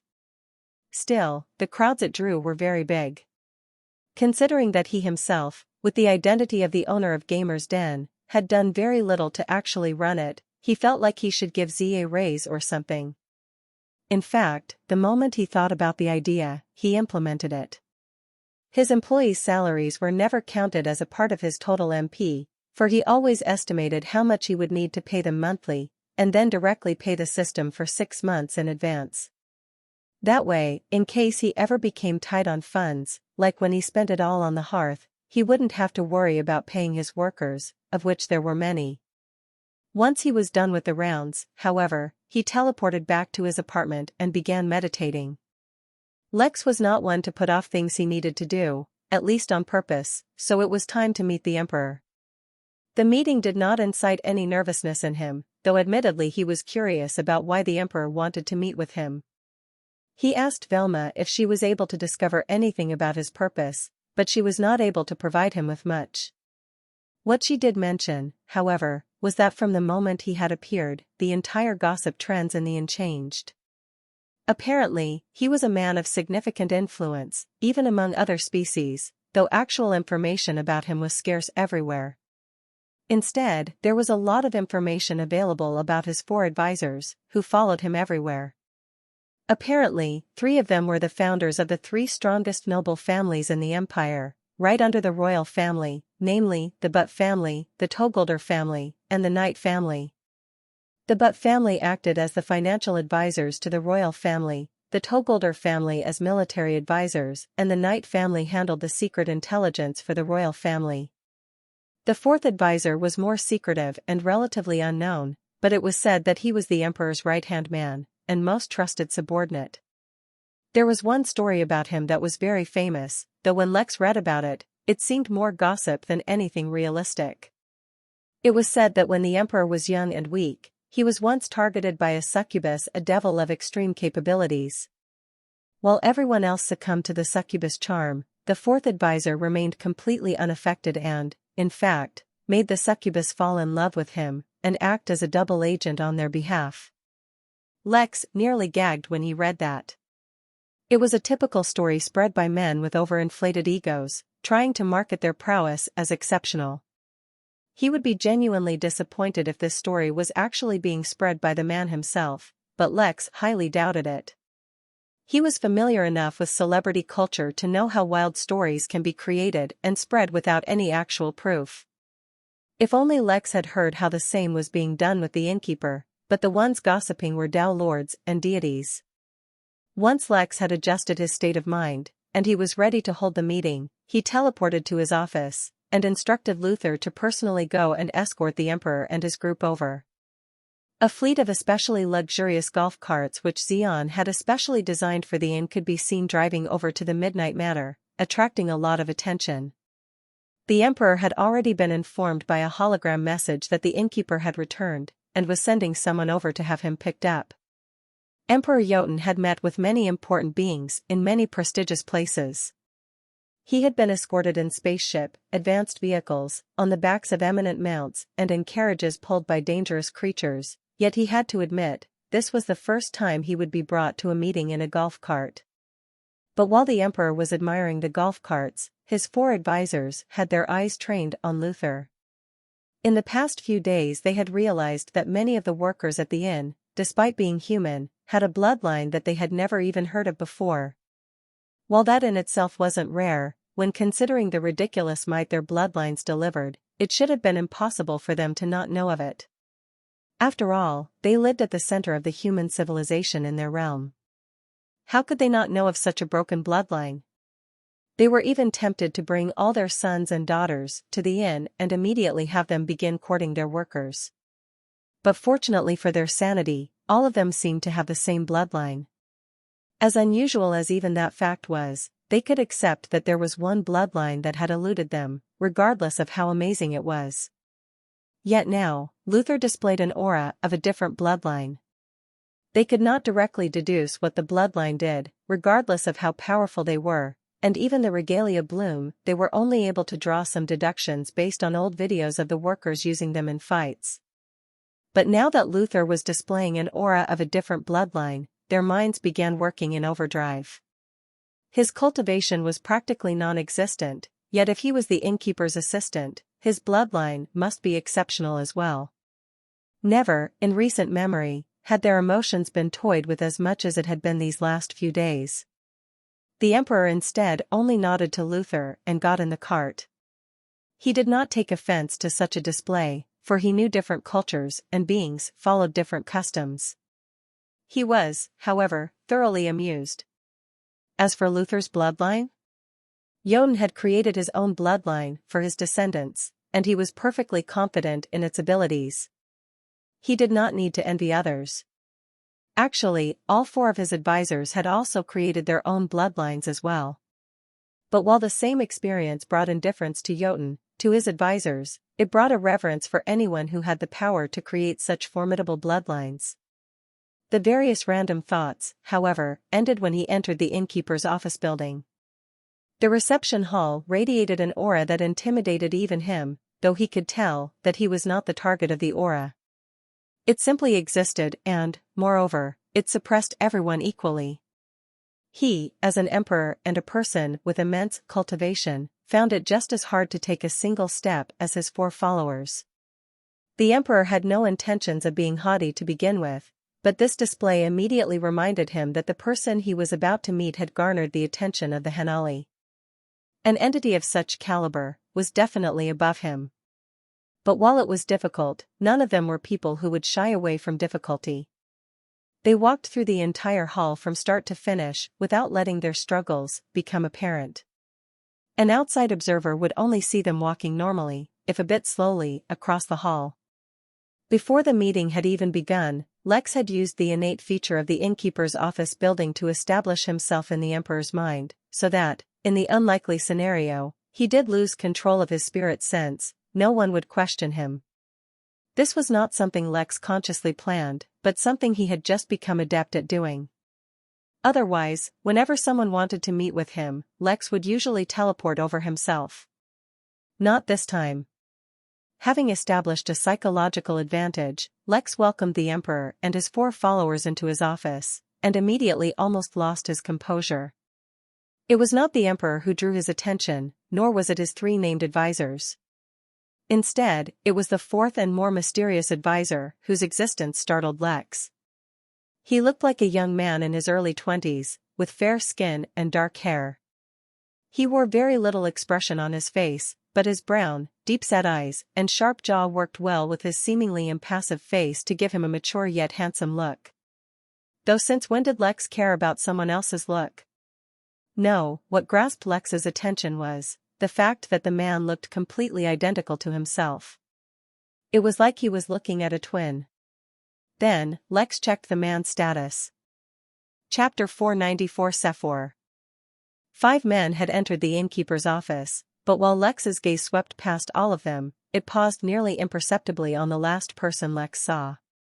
But the brief pause was not a reflection of how shocked Lex was, but rather a result of Lex's advancing cultivation and the absolute control his host attire afforded him. The man was the spitting image of Lex, to the point where they even had the same height and physique. After the initial surprise wore off, Lex came up with a few explanations. After all, the universe was so wide and the human population was so vast. It shouldn't be impossible that two unrelated people happen to look identical. As if having already accepted his explanation, Lex scanned him as if his information would somehow shed light on the matter. But instead it only added to the confusion of the situation. Name, William Sephor. Age, 467,223. Sex, male. Cultivation details? Too high for host to see. Species, human. Midnight and prestige level, 2. Condition, there is an incredibly strong restriction on his body, suppressing a disease. The inn is currently incapable of treating the guest. Remarks, great, now there's two of them. William was a common name. Just because it was his last name didn't mean others couldn't have it. In fact, Will Bentham, one of his old guests, was actually named William. The same name did not mean they were related. But the situation was just too coincidental. Too many coincidences made Lex uncomfortable, and reminded of his fight with the murderer back in the Crystal Realm. He had been incredibly wary of luck since then. Whatever the truth was, Lex would definitely investigate now that his attention had been brought to it. There was no reason to lose composure over it. It would have been so convenient if his intuition gave him some information, but it only provided him with one clear piece of data. The group opposite to him were too strong for his intuition to play any role whatsoever. All of that had happened in less than the blink of an eye, and none of the others in the room seemed to have picked up on it. But the reason it was nearly an imperceptible pause, instead of directly an imperceptible one, was because William himself had detected it. Moreover, the subtle change in the expression within his eyes let Lex know that the man had noticed. But Lex was not put off balance by the fact that his lapse had been detected. There were too many ways to deal with the situation, and as the innkeeper, he held all the cards. In fact, he could completely pretend like he wanted his gaze to be detected by William, to begin with. Welcome, my guests, the innkeeper turned his attention back to Jotun, as he decided to scan all three. My apologies for making you wait so long to meet. While he was speaking, Lex already scanned the remaining four. First, of course, he scanned the famous emperor. Name, Jotun Marcus Sephor. Age, 467,227. Sex, male. Cultivation details? Too high for host to see. Species, human. Midnight and prestige level, 1.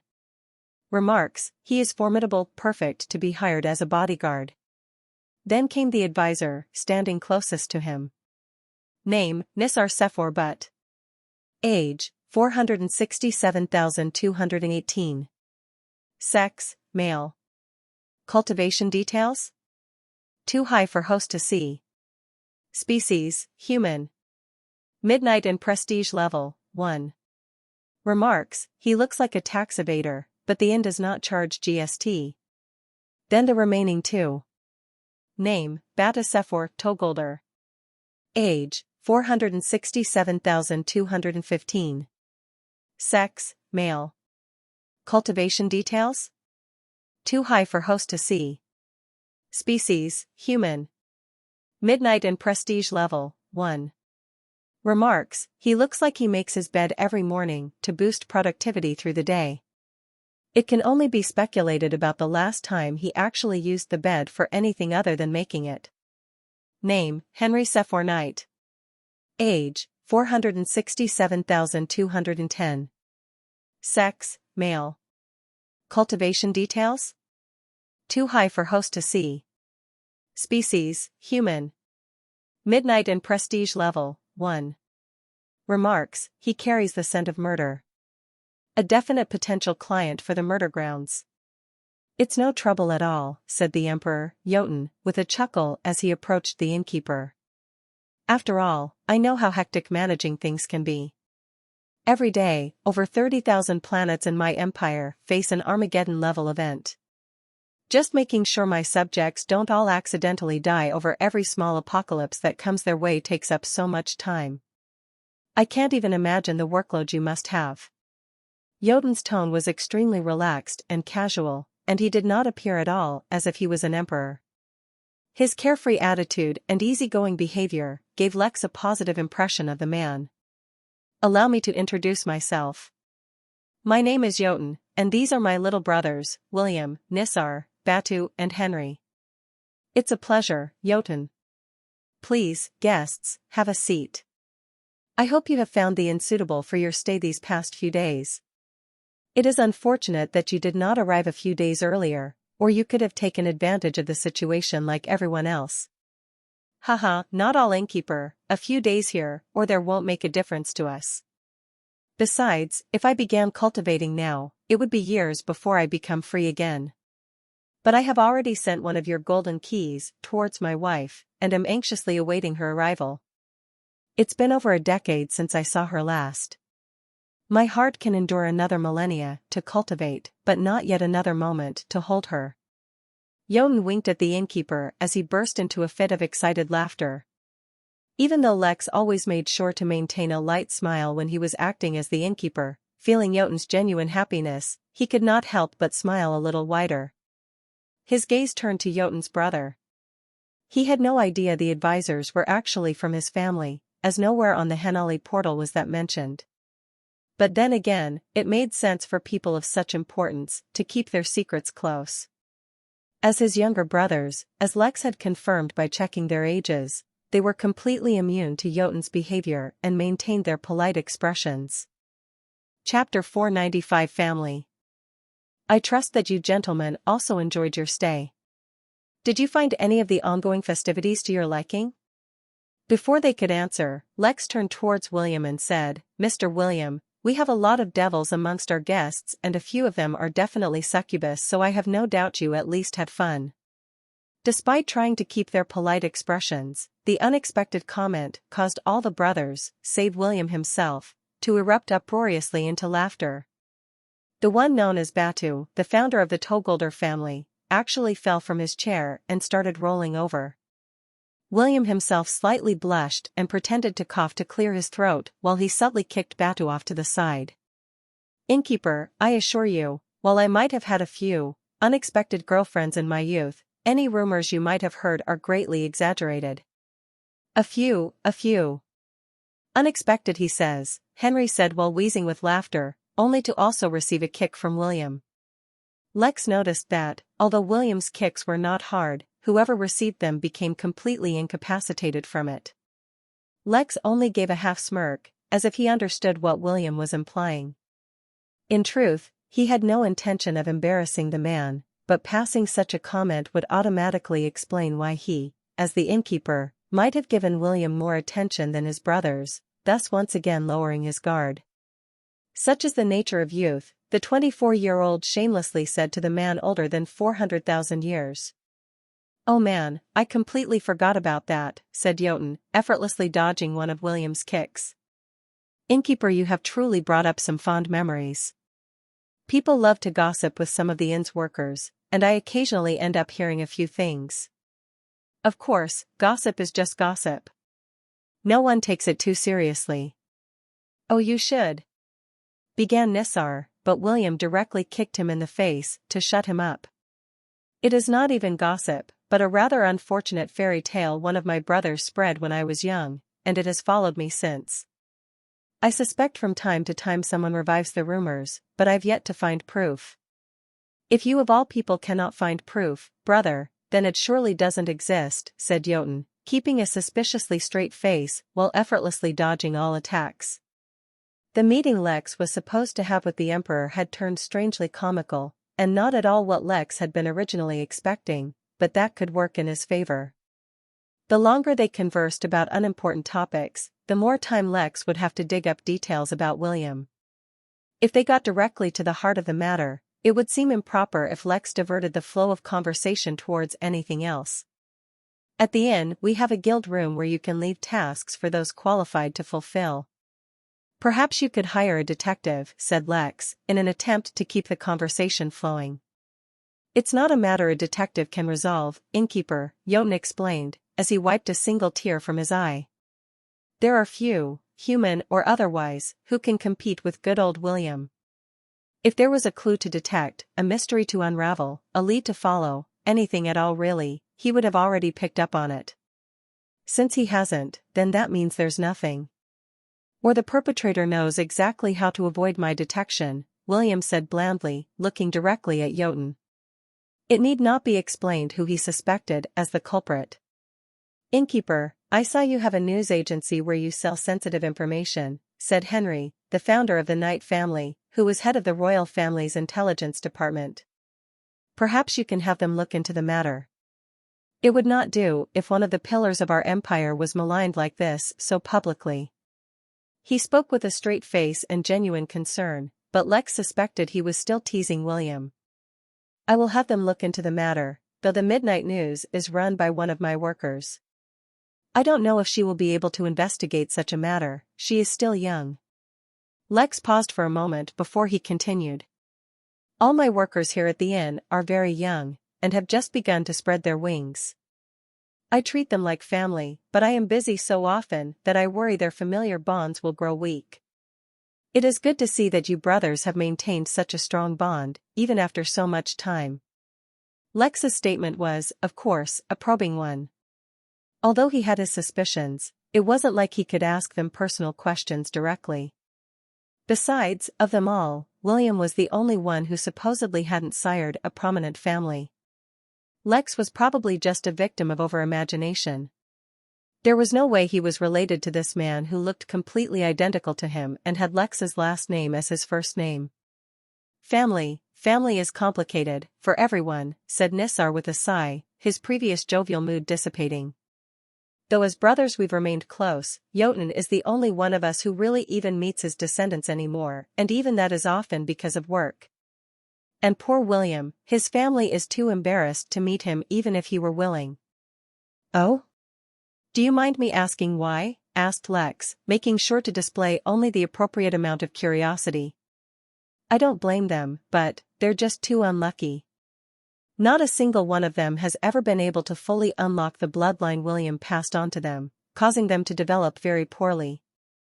It's so much so that they don't even dare publicize that they are related to one of the Emperor's advisors. So that means William does have a family, though they are apparently weak. And what does it even mean that they couldn't unlock the bloodline he passed to them? Since they were all brothers, shouldn't they all pass the same bloodline down to their descendants? Chapter 496 Anger. Lex tried to recall what he knew about bloodlines. Once, as Leo, he has asked John about the topic of bloodlines, and he had seen some random bits of information while casually browsing the portal. Bloodlines and beasts was an entirely different topic, for the beast's entire cultivation was based on their bloodline limits. But for other species, such as humans, it was not the same. The basic gist of it was that it was something that gave whoever had the bloodline access to special powers or abilities. But the source of that power was a mystery to Lex, as well as how their limitations were defined, because the Innworkers truly had some broken bloodlines. Lex's memory had improved considerably, so after a moment of deliberation, he recalled that one of the ways that John had described the creation of bloodlines, especially in humans, was through cultivation.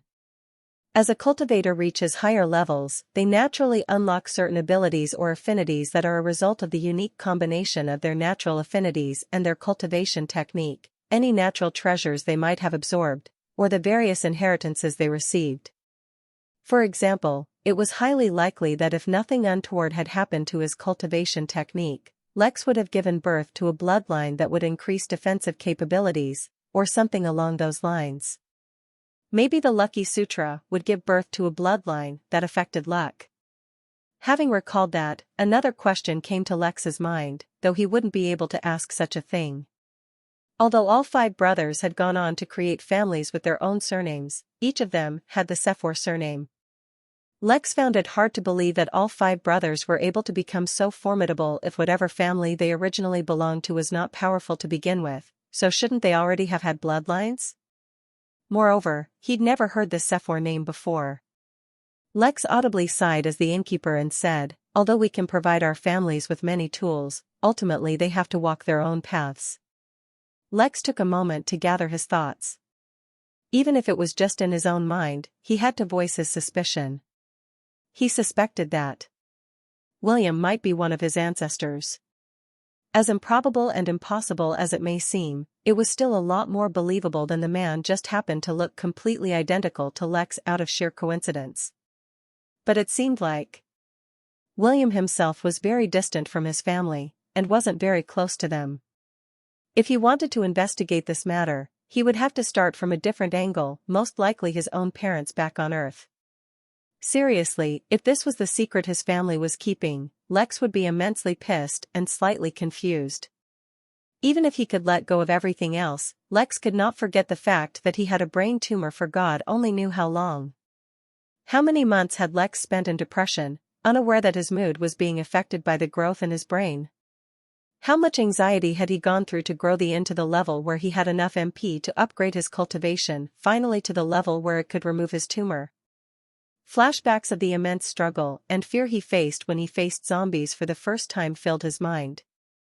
As little as it fazed him now, he had gone from being a regular Joe on Earth to literally fighting for his life against literal demons, just for his chance to remove his tumor. A tinge of anger flashed through his heart as he imagined his parents giving him some kind of stupid spiel about how facing his own challenges allowed him to grow and mature. It was true, after putting his life on the line time and time again, his brain tumor literally making him do one stupid thing after another, he had become much more resilient. But since he had to go through so much growth without them, he saw no reason why they should be a part of his journey moving forward either. But the flash of anger was just that, a flash. Lex quickly calmed himself down and reminded himself that everything going through his head was just his imagination at the moment. Until he confronted them and found out the truth of the matter, he should not jump to conclusions. With his mind made up, he would not have to drag his conversation with the Emperor out any longer. Although, admittedly, he was curious about the Emperor's family history. There wasn't even some purpose behind it, he just found it interesting. How had these 5 brothers managed to come so far and achieve so much? Even I had to walk my own path without my family's aid, the innkeeper said with a hint of melancholy in his voice. The brothers' expression subtly changed upon hearing that. So far, the conversation had been light and casual. Even when talking about their families, they did not treat it too seriously. But for the innkeeper, someone at the peak of this realm, to mention anything about his past was a matter they absolutely could not treat it lightly. While for the other brothers, this was a potential opportunity to learn some secrets about reaching higher realms, for Jotun it was a different matter entirely. He had been briefed before being sent to the inn. Although it was not his main objective, he had been tasked with learning as much as possible about the innkeeper, for the Henali had revealed exactly what they knew about him, absolutely nothing. Was there a reason your family did not aid you? Knight asked, trying his level best to hide the hesitation in his voice. Maybe. Since they never told me, I never asked. And since they decided not to be a part of my journey from the beginning, I don't see a reason for them to be a part of my journey now. The brothers felt goosebumps all over their bodies as their imagination went wild. Occasionally missing content, please report errors in time. Chapter 497 Misunderstandings.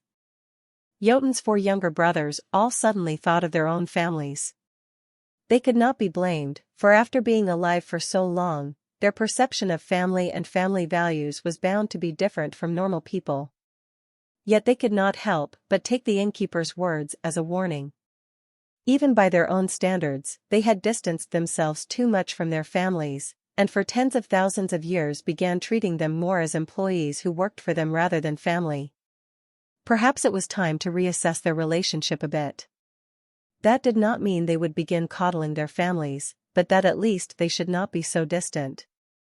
To some extent, it was true that their lack of oversight had become a huge problem. If not, then how could Noman have been hunted down by outsiders on his family's own planet with none the wiser? How could Lex know that a random statement he said while feeling momentarily overwhelmed with emotion would reveal gross levels of corruption within the Empire, and have far-reaching consequences? But that was only a minor misunderstanding. The reason Lex had even thought to voice one of his thoughts was because he was confident in his own image, and knew that instead of finding loopholes in his statements, people would instead find ways to explain and make sense of them. After all, that was the logical thing to do when listening to someone who knew more and had greater experience than you.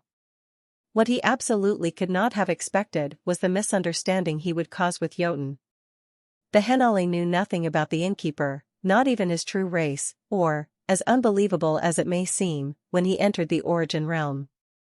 Though he employed humans most often, no one believed for even a moment that he himself was a human, though it was clear he was humanoid.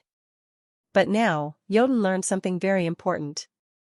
The Innkeeper had some kind of backing as well, and instead of something relatively loose like an organization or his race, it was his family. What was more important was that, while he talked about being distanced from his family, the use of present tense indicated that the family, whoever or wherever they might be, still existed. Jotun did not think that him being sent here by the Henali should be a secret, in which case everything the Innkeeper said should have had deeper meaning. Anything that the Innkeeper revealed was meant to be communicated upwards to them, and so this was the Innkeeper revealing something about his background.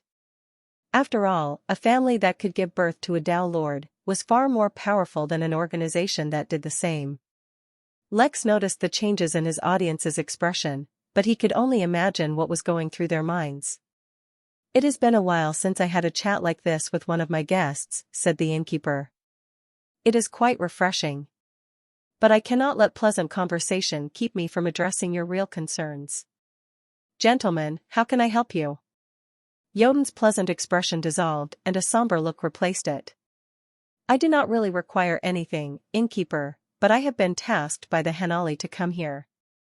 There were a few matters they were unable to converse with you over during the Henali assembly, and so they sent me."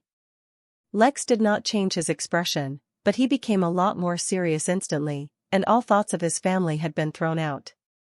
The Henali assembly was the start of a lot of problems for him, so he did not take it lightly. Moreover, he did expect that his sudden disappearance might cause certain problems for him down the line. Now it was time to see exactly how much trouble he was in.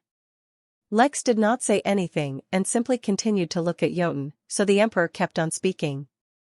"The Henali have decided to overlook the matter of you unleashing your powers on the origin realm, given that RA attacked you first, but have requested that you refrain from using such abilities again. As you know, instability by energy bursts during the maturing period of a realm can cause it to completely destabilize." Lex did not speak or nod even. He actually didn't know that, or anything of such matters, so it was best not to say anything at all. There are, however, a couple of matters that the Henali wished to address, both being equally serious. The first is that they have no record of you paying the toll to enter the origin realm. This is a serious matter that cannot be overlooked, since all Tao Lords who have entered the realm have paid the toll. There can be no preferential treatment on this. The Emperor paused in case the Innkeeper wished to speak, or clarify on the matter, but seeing that the Innkeeper didn't speak, he continued. "The second matter is also very serious. According to the laws set by the Henali, all non-native entities that enter the origin realm have to contribute in the fight against the Fugan. This is also a matter on which there can be no preferential treatment. While you yourself would not be expected to make a move, considering the limitations of controlling your strength, the In must participate. All matters other than these two are negotiable, and can be discussed at the convenience of both parties. But these two matters, they absolutely have to be complied with." A million different thoughts ran through Lex's mind as he tried to analyze the repercussions of what this meant, and his possible future actions. The one thing that was clear, though, was that Lex could not afford to offend the Henali, but at the same time, he could not appear to be weak. For once, Lex did not suppress his natural reaction, as the authenticity of it would benefit him as he had already decided his stance on the matter. A sigh escaped the Innkeeper's lips as he shook his head gently, as if he had encountered a minor inconvenience. Chapter 498 Marketing. "Is that all you've been asked to do? Deliver this message?" Lex asked, his voice as calm and unperturbed as ever. It seemed like this was a minor matter to him, and one which he did not pay too much attention to. Jotun shook his head and said, "I was also tasked with assessing the degree of aid the Midnight Inn could provide in military efforts against the Fugan." "Oh? And what is your assessment?" Lex asked with genuine curiosity. Excellent potential for aid, but at the moment, it is only potential. All the inn members I've come across are quite weak, and won't have a sufficient impact on the war efforts. But within 50,000 years I believe it will have a strong presence. Lex chuckled and said, the Midnight Inn is in the hospitality sector, not military. My workers are trained to serve food, not fight in wars. I just want to run a simple inn. I wonder why people keep interfering in that. Jotun tensed up, though he did nothing else. If the innkeeper became discontent, there would be nothing he could do to fight back, but nothing of the sort happened. To be perfectly honest, I have not paid much attention to things besides my inn. But if my actions have caused an oversight, I don't mind remedying the situation. Since you have stated yourself that the inn's military power is not enough to contribute, but the Henali require a contribution nonetheless, why don't we instead focus on how the inn can contribute? No doubt, you've already realized the massive benefits the inn provides, even if with nothing else, with the ability to teleport here from any location. Moreover, the inn also has a connection to the Henali portal. The way I see it, this is the perfect place to host a logistics and command center for a campaign against the Fugan. As a part of my contribution, I can even give a considerable discount on hosting the command center at the inn. What do you think? The brothers had imagined many ways that this meeting could go, but they did not anticipate that it would turn into a marketing pitch for the inn. To be fair, the idea was excellent. Even if nothing else, just using the inn and the guild room as a transport hub would save an immense amount of wealth and time, completely revolutionizing the war industry. But at the same time, it would involve trusting the innkeeper and the inn with direct control and influence over their assets and personnel. It was an extremely risky move. I will pass on your suggestion, said Jotun, not making any decision himself. To be honest, he was extremely loyal to the Henali, for they had played a great role in his growth, but he was not blindly loyal. The way he saw it, if the Henali could be bothered to do any of this themselves, no extra effort would be required on anyone else's part. Since they didn't care enough to do anything personally, then he saw no reason why he should care too much about their campaigns either. He had his own agendas to focus on, after all. I hope you're not in a rush to leave too quickly if your business is concluded, said Lex, noticing the brothers visibly relaxing with how the conversation turned out.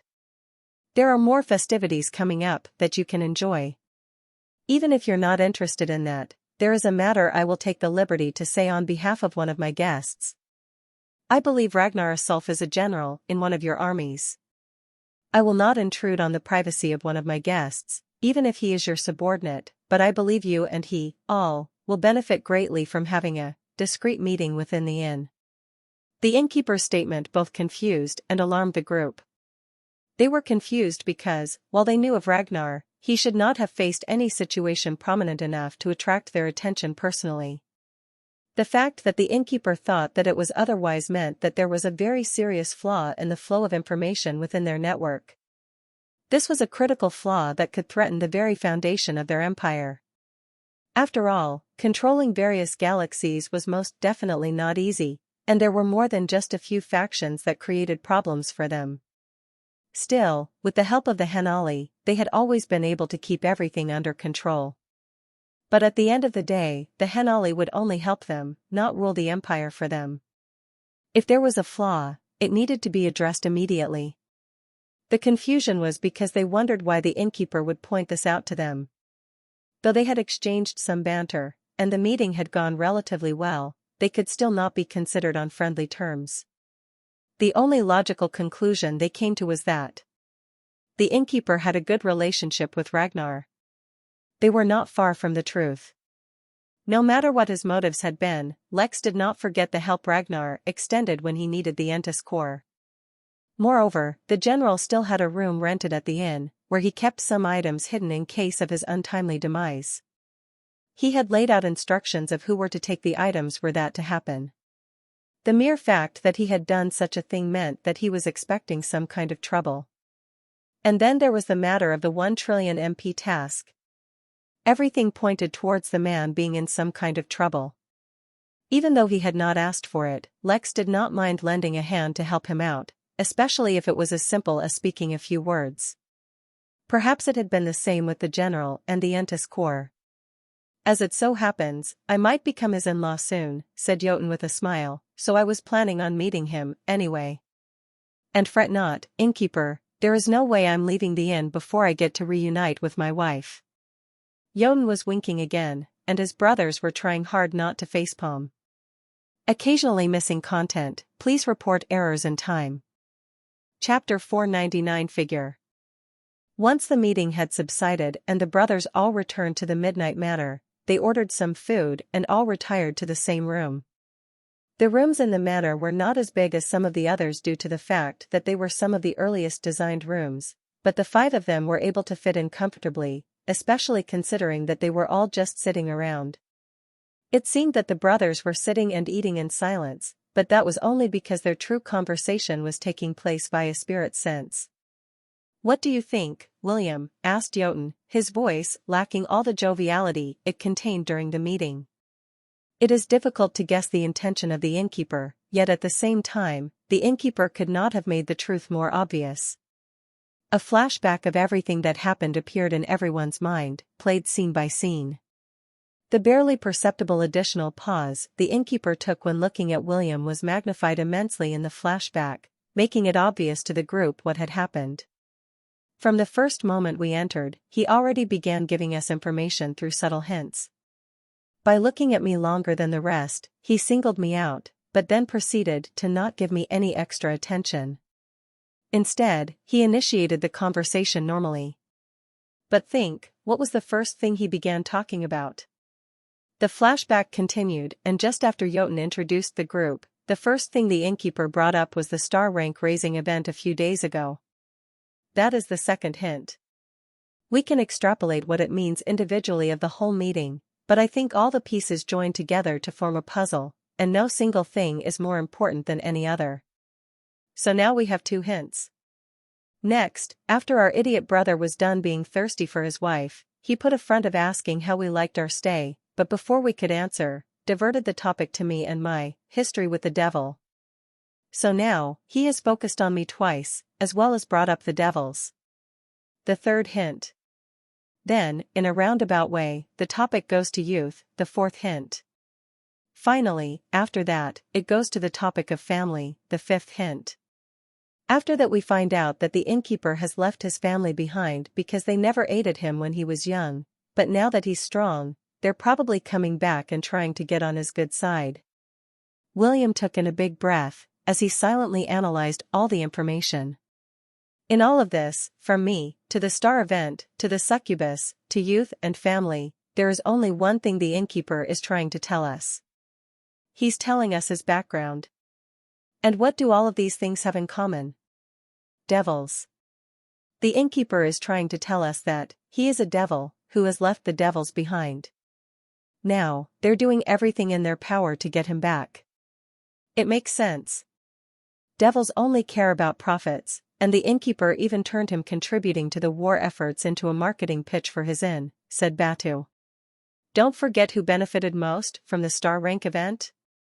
The devils, said Nisar.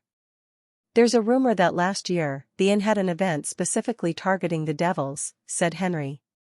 Since the brothers had already made a deduction, they continuously found more and more evidence to support it. So the question now was, should they report their speculation, or keep it to themselves? Lex spent a few good hours sitting in his office after the meeting concluded. He ran through everything that had happened in his mind again and again. It did not help that there were so many things to attract his attention. There was the matter of William looking like his twin. There was the matter of the Henali asking for some kind of toll. There was the matter of a potential war campaign being run from within the inn in the future. It was a good thing that Lex had learned to keep his emotions calm, or else he might have been overwhelmed. But though he was not overwhelmed, he did not have it easy either.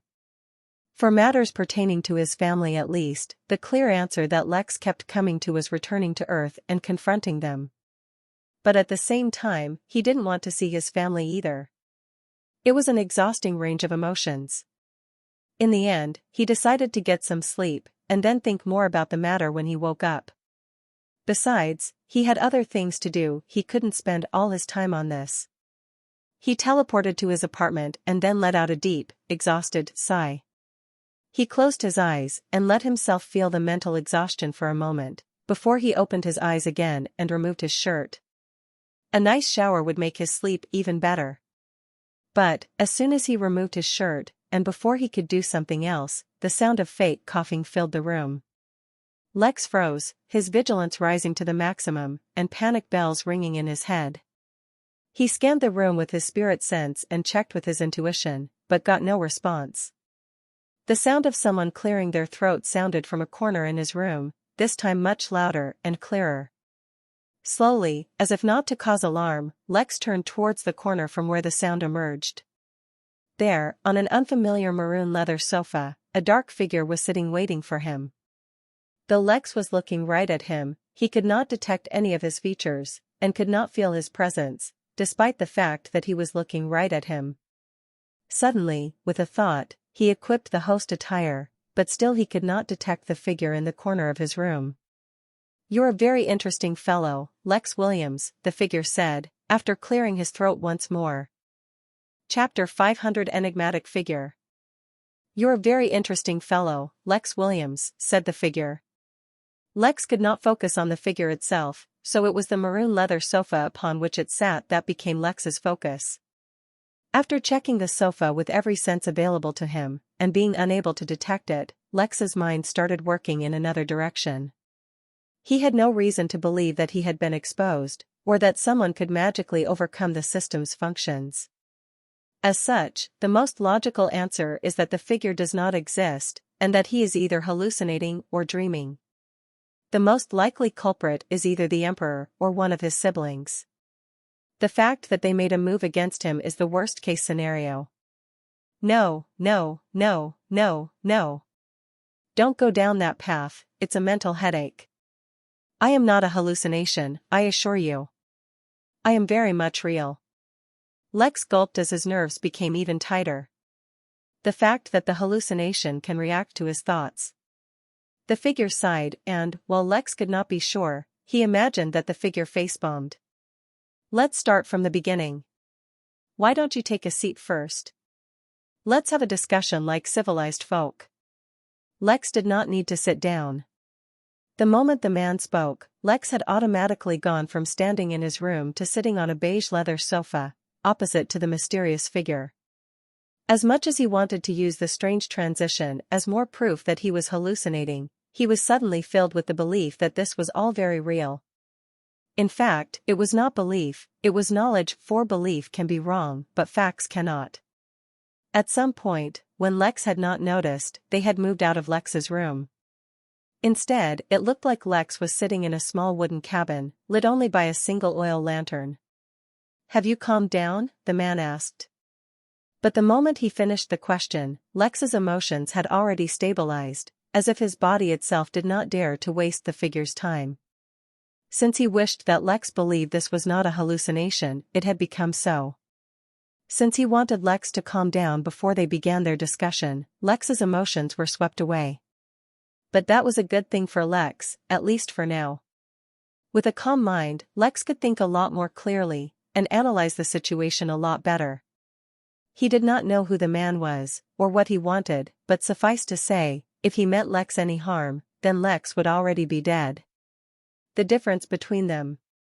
Lex could not even begin to understand it. "Yes, I've calmed down," Lex answered, using his innkeeper demeanor. No matter what, he was still the innkeeper and a man of dignity and pride, even if the charade he had put up had come to an end. "Who are you? How did you get here?" Lex asked, wanting to know the basic information at least. He had a feeling that the man would answer his questions. "Me? I don't feel like doing proper introductions at this point, so I'll just introduce myself as the original owner of the Regal Embrace. As for how I got to you? The answer is, I really didn't. I'm sitting in my lounge, and you're in your room. But since I wanted to talk to you, I did a little trick." "The owner of Regal Embrace?" Lex did not feel any surprise, for his emotions were completely stuck being absolutely calm. The information made sense. A being powerful enough to own the regal embrace would most definitely be strong enough to find him within the system, right? Lex wondered if he was above the Downlord realm. Probably. But the focus for today, Lex, is not me, no. It's you. You really have managed to pull off something remarkable. Surpassing the regal embrace, I really didn't think it could be done. And don't try to be humble about it, there's nothing more annoying than false modesty. You may have had a lot of help along the way, but trust me, yours is not nearly the strongest system in the universe.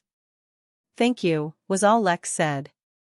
There was no point in trying to probe or manipulate the conversation with this figure.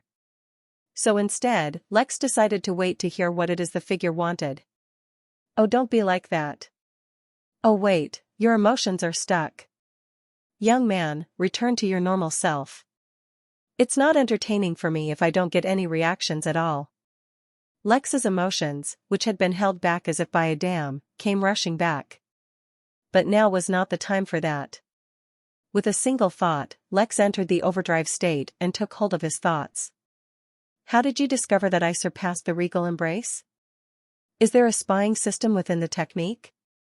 Or can you spy on me through the system? Neither, child, neither. It's my eyes, you see. There are no secrets in front of them. But I better get to the point quickly, you're wasting your rewards, without even knowing about it. As the original owner of the regal embrace, I had some karma with it, so when a change occurred, I immediately felt it. I didn't mind you using my technique, but when you surpassed it, I was genuinely surprised, so I decided to give you a prize. You're lost and alone, trying to figure out everything on your own, so I decided to answer some of your questions.